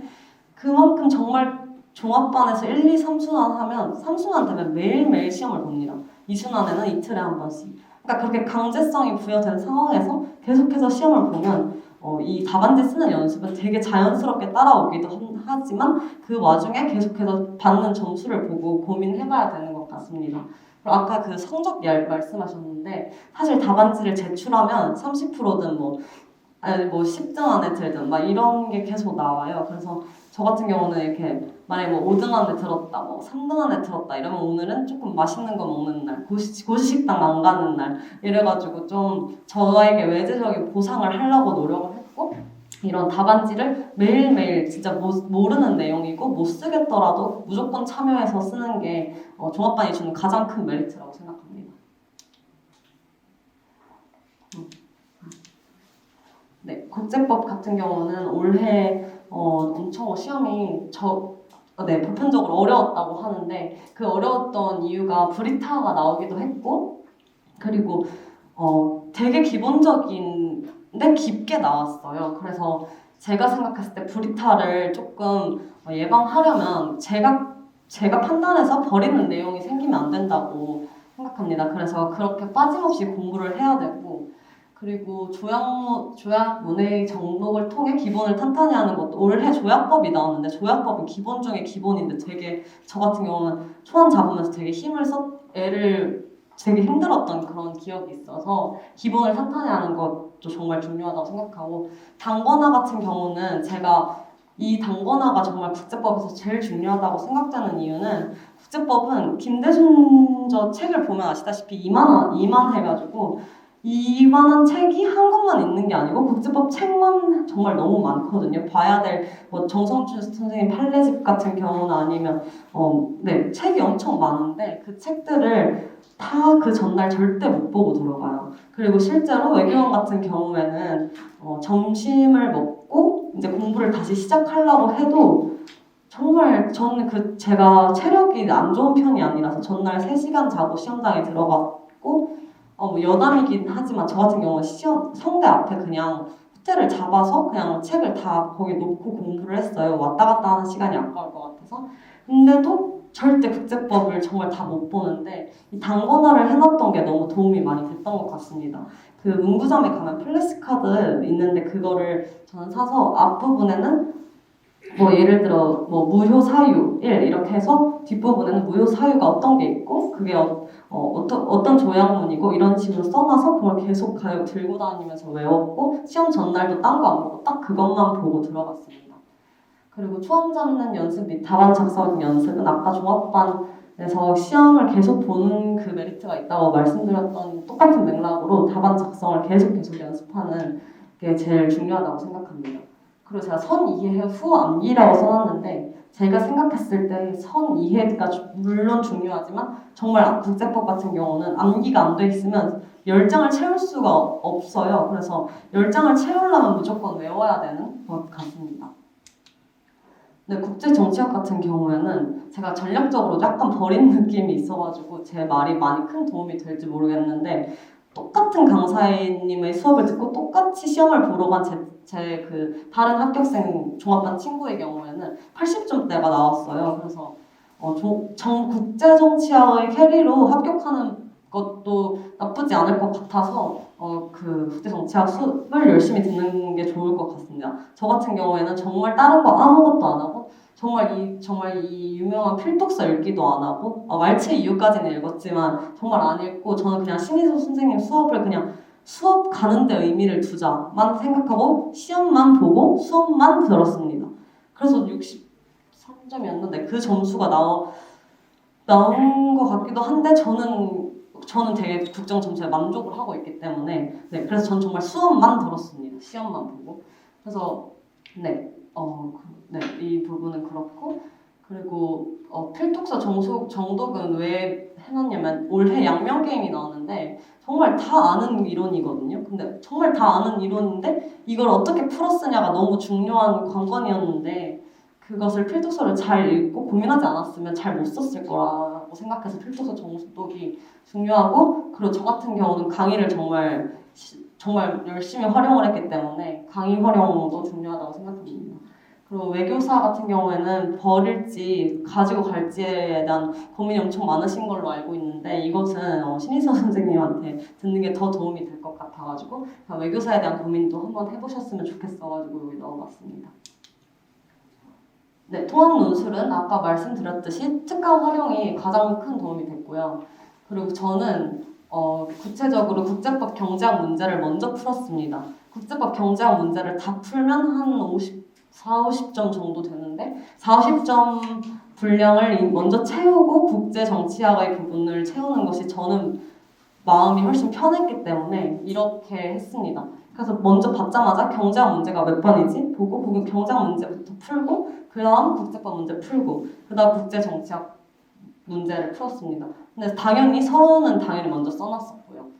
그리고 초안 잡는 것도 되게 중요한데 신수 선생님이 특강 때 항상 강조를 하셨던 게 큰 틀에서 봐야 된다. 왜 이름이 통합 논술이겠냐 그렇게 말씀을 하셔가지고 저는 종합반 때 정말 이 통합 논술의 특강 활용이 가장 좋았던 것 같습니다. 다른 단과반 애들은 이게 그 시험 직전에 이거를 돈을 내고 수업을 듣는 게 맞나 이렇게 해서 안 들은 사람들이 되게 좀 몇 명 있었는데 결국 그걸 안 들어서 써보는 기회가 날아간 거잖아요. 근데 저희 같은 경우에는 어찌됐건 종합반이고 어찌됐건 가는 게 나한테 맞고 이러니까 그냥 필참하게 되거든요. 그래서 써보는 그런 게 되게 많이 도움이 됐던 것 같습니다. 네, 그리고 학습 환경이랑 선행학습 부분인데 일단 스트레스랑 체력 관리는 저는 스트레스는 별로 받지 않았습니다. 제가 받는 유일한 스트레스는 떨어지면 어떡하지라는 불안감이었고 다른 스트레스는 정말 별로 받지 않았습니다.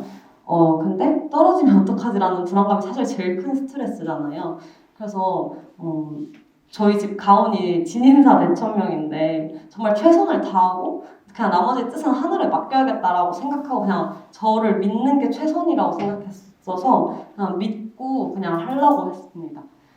그리고 체력 관리 같은 경우에는 저는 일체하지 않았습니다. 저는 체력이 안 좋은 편이 아니었다고 생각했는데 물론 체력 관리가 중요한데 그 시간에 공부하는 게 저는 낫다고 생각해서 저는 집이 코앞인데 그거를 엄마가 데려다 주시고 하는 날도 많았을 정도로 체력 관리는 하지 않았습니다. 그리고 생활 루틴은 저는 처음에는 핸드폰을 투지폰으로 바꿔서 아예 그런 전자기기와 나의 접촉을 최소화하려고 했습니다. 종합반이니까 사실 실강 듣고 하면 노트북도 필요 없거든요. 그래서 저는 그 전자기기 최소화하려 했는데 그 몇 개월 지난 후에 이제 스터디도 해야 되고 하니까 그리고 국정 같은 경우는 그때그때 모르는 걸 찾아보는 게 되게 중요한데 이게 인터넷이 안 되니까 그게 너무 불편하더라고요. 그래서 핸드폰을 다시 아이폰 아니 핸드폰을 썼습니다. 그리고 인간관계랑 스터디는 저는 스터디는 정말 강추하는 게 스터디에서 인간관계를 초점으로 두면 정말 안 좋은 스터디인데 스터디를 딱 그런 강제성 부여의 의미로 두면 그냥 안 좋을 게 없는 거라고 생각합니다. 어차피 공부는 해야 되고 스터디라는 거에 매여 있으면 제 생활 루틴이 되게 단순화되잖아요. 그래서 스터디라는 거를 그냥 인간을 빼고 그냥 그 공부의 목적을 두고 보면 스터디라는 게 정말 안 좋을 게 없는 그런 제도인 것 같습니다. 네, 그래서 제가 예상 질문을 이렇게 써봤는데 빨리 말씀을 드리도록 하겠습니다. 일단 종합반이냐 단과냐는 당연히 고민을 하실 거라고 생각합니다. 저 같은 경우에도 고민을 했고 제가 단과랑 종합반을 고민했던 가장 큰 이유를 말씀드리면 조금 결정할 때 편하실 것 같아서 말씀을 드리자면 저는 만약에 종합반을 했는데 다른 강사님 수업을 듣고 싶거나 내가 이 강사님이랑 안 맞으면 어떡하지라는 고민을 했는데 결국 저는 종합반을 들어오게 된 이유는 이 학원에 있는 강사님들의 수업을 듣고 제가 실력을 못 올릴 것 같은 과목이 없었습니다. 그러니까 제가 판단했을 때 1타 강사님들은 다 여기 지금 상주 계시고 그러니까 이거에 대한 그런 강사를 다른 강사님을 택하고 싶으면 어떡하지라는 고민은 안 하셨으면 좋겠고 만약에 들어오게 된 후에도 이 강사님이 나한테 이렇게 가르치셨는데 만약에 이렇게 안 나오면 어떡하지라는 고민을 버리고 신뢰를 가지고 한다면 정말 종합반을 활용하는 것이 가장 빨리 안정적으로 다른 고민 없이 합격하는 길이라고 생각합니다. 그리고 열심히 하면 합격하는데 저도 합격을 했으니 여러분도 합격할 수 있습니다. 저는 뭐 특출난 것도 없고 저는 정말 1차를 못하는 거면 머리가 특출나게 좋은 것도 아닌데 그냥 정말 종합반에서 시키는 거 하고 좀 덜 자고 좀 열심히 그냥 공부하고 그냥 정말 그냥 물 흐르듯이 따라가 보니까 불안한 마음은 정말 많았지만 합격해 있었거든요. 그래서 열심히 하면 정말 무조건 합격할 수 있는 시험이라고 생각합니다. 그리고 스터디가 도움되나는 아까 말씀드렸기 때문에 생략하고 친구는 얼마나 자주 만나야 되나 만나지 않는 게 좋습니다. 그리고 연애는 해도 되나는 연애도 해도 됩니다. 저도 잘라야 될 것 같은데 저도 했고 저도 그분도 합격하셨습니다. 그러니까 그게 그렇게 큰 연관이 없습니다. 그 공부를 하는 거와 분리만 시킬 수 있으면 다 해도 됩니다. 친구도 만나도 됩니다.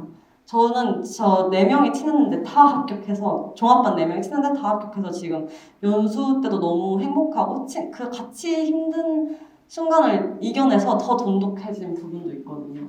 그리고 경제의 경우에는 아까 말씀드렸고 1차가 안 되는데 때려치워야 되나? 때려치지 않아도 됩니다. 그리고 모의고사 점수 의미가 있나? 저는 의미가 있다고 생각하고 모의고사 점수를 잘 받았을 때 생기는 외제적 보상이 저를 계속 열심히 하게 만들어준 그런 것이라고 생각해서 모의고사는 꼭 학원에 종합반 등록한 후에 매일매일 아프더라도 좀 시험은 보고 집 가자라는 생각으로 꼭 참여를 해주셨으면 좋겠습니다.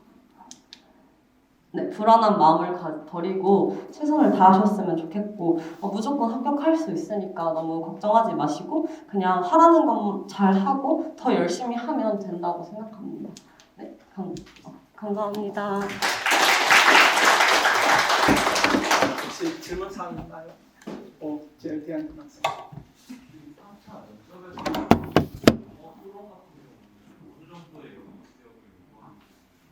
저희가 올해 코로나 때문에 영어 토론이 없어졌거든요. 올해 한해서. 그래서 저희가 영어 토론을 준비를 안 해가지고 잘 모르지만 저희는 영어 토론이 대체된 게 그 개인 PT 때 영어 발표를 시켰어요. 저 같은 경우에는 이게 그 교수님이 누구 걸리시냐에 따라서 다른데 저 같은 경우는 정말 약간 북미국 되게 전문가님이 걸리셔가지고 영어 질문을 한 4-5개? 6개 했는데 열심히 대답한다고 했는데 잘 모르겠어요. 그리고 사실 외교원 5급 공채도 갔겠지만 외교원 같은 경우에도 2차 점수에서 많이 이미 당락이 좌지우지 돼 있어서 면접에서 우수를 받지 않는 이상 혹은 우수를 받지 않는 이상 이걸 뒤엎는 게 조금 어려워가지고 그래서 면접은 아예 그냥 놓고 2차를 준비하시는 게 맞을 것 같습니다.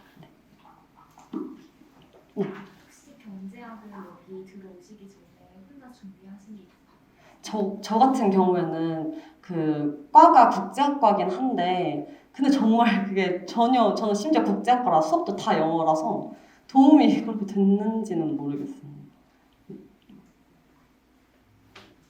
혹시 제1국어 같은 경우는 본격적인 수험생활 하시기 전에 미리 갖춰놓고 수험생활 시작하시나요? 저는 그 중국어가 제2외국어인데 중국을 살았었어서 그거는 제가 원래 있었습니다. 근데 지금 같이 연수받는 친구들 중에 정말 한 반 정도는 아예 노베이스로 시작했는데 그냥 그냥 그냥 준비를 하시고 병행하셨다는 분도 있고, 네.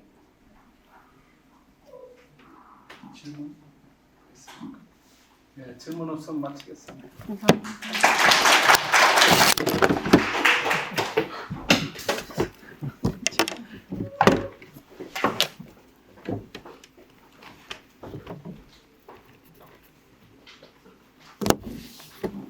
우리 그 신혜 학생은 외국 생활을 오래 해가지고 국내에서 교육을 받은 학생보다는 그 공부를 하는데 에러가 많았을 거예요. 근데 노력으로 이제 다 극복한 경우라서 아마 그 외견 준비하는 데 있어서 망설임 있는 학생들한테 되게 도움되지 않았을까 이렇게 생각합니다.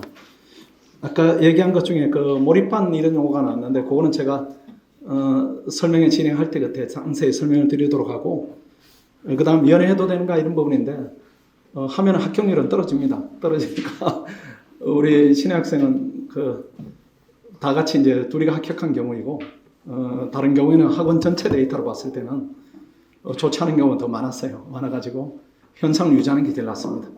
없는 거 만들지 말고 있는 거 없애지 말고 이게 이제 고시가의 오래된 격언입니다.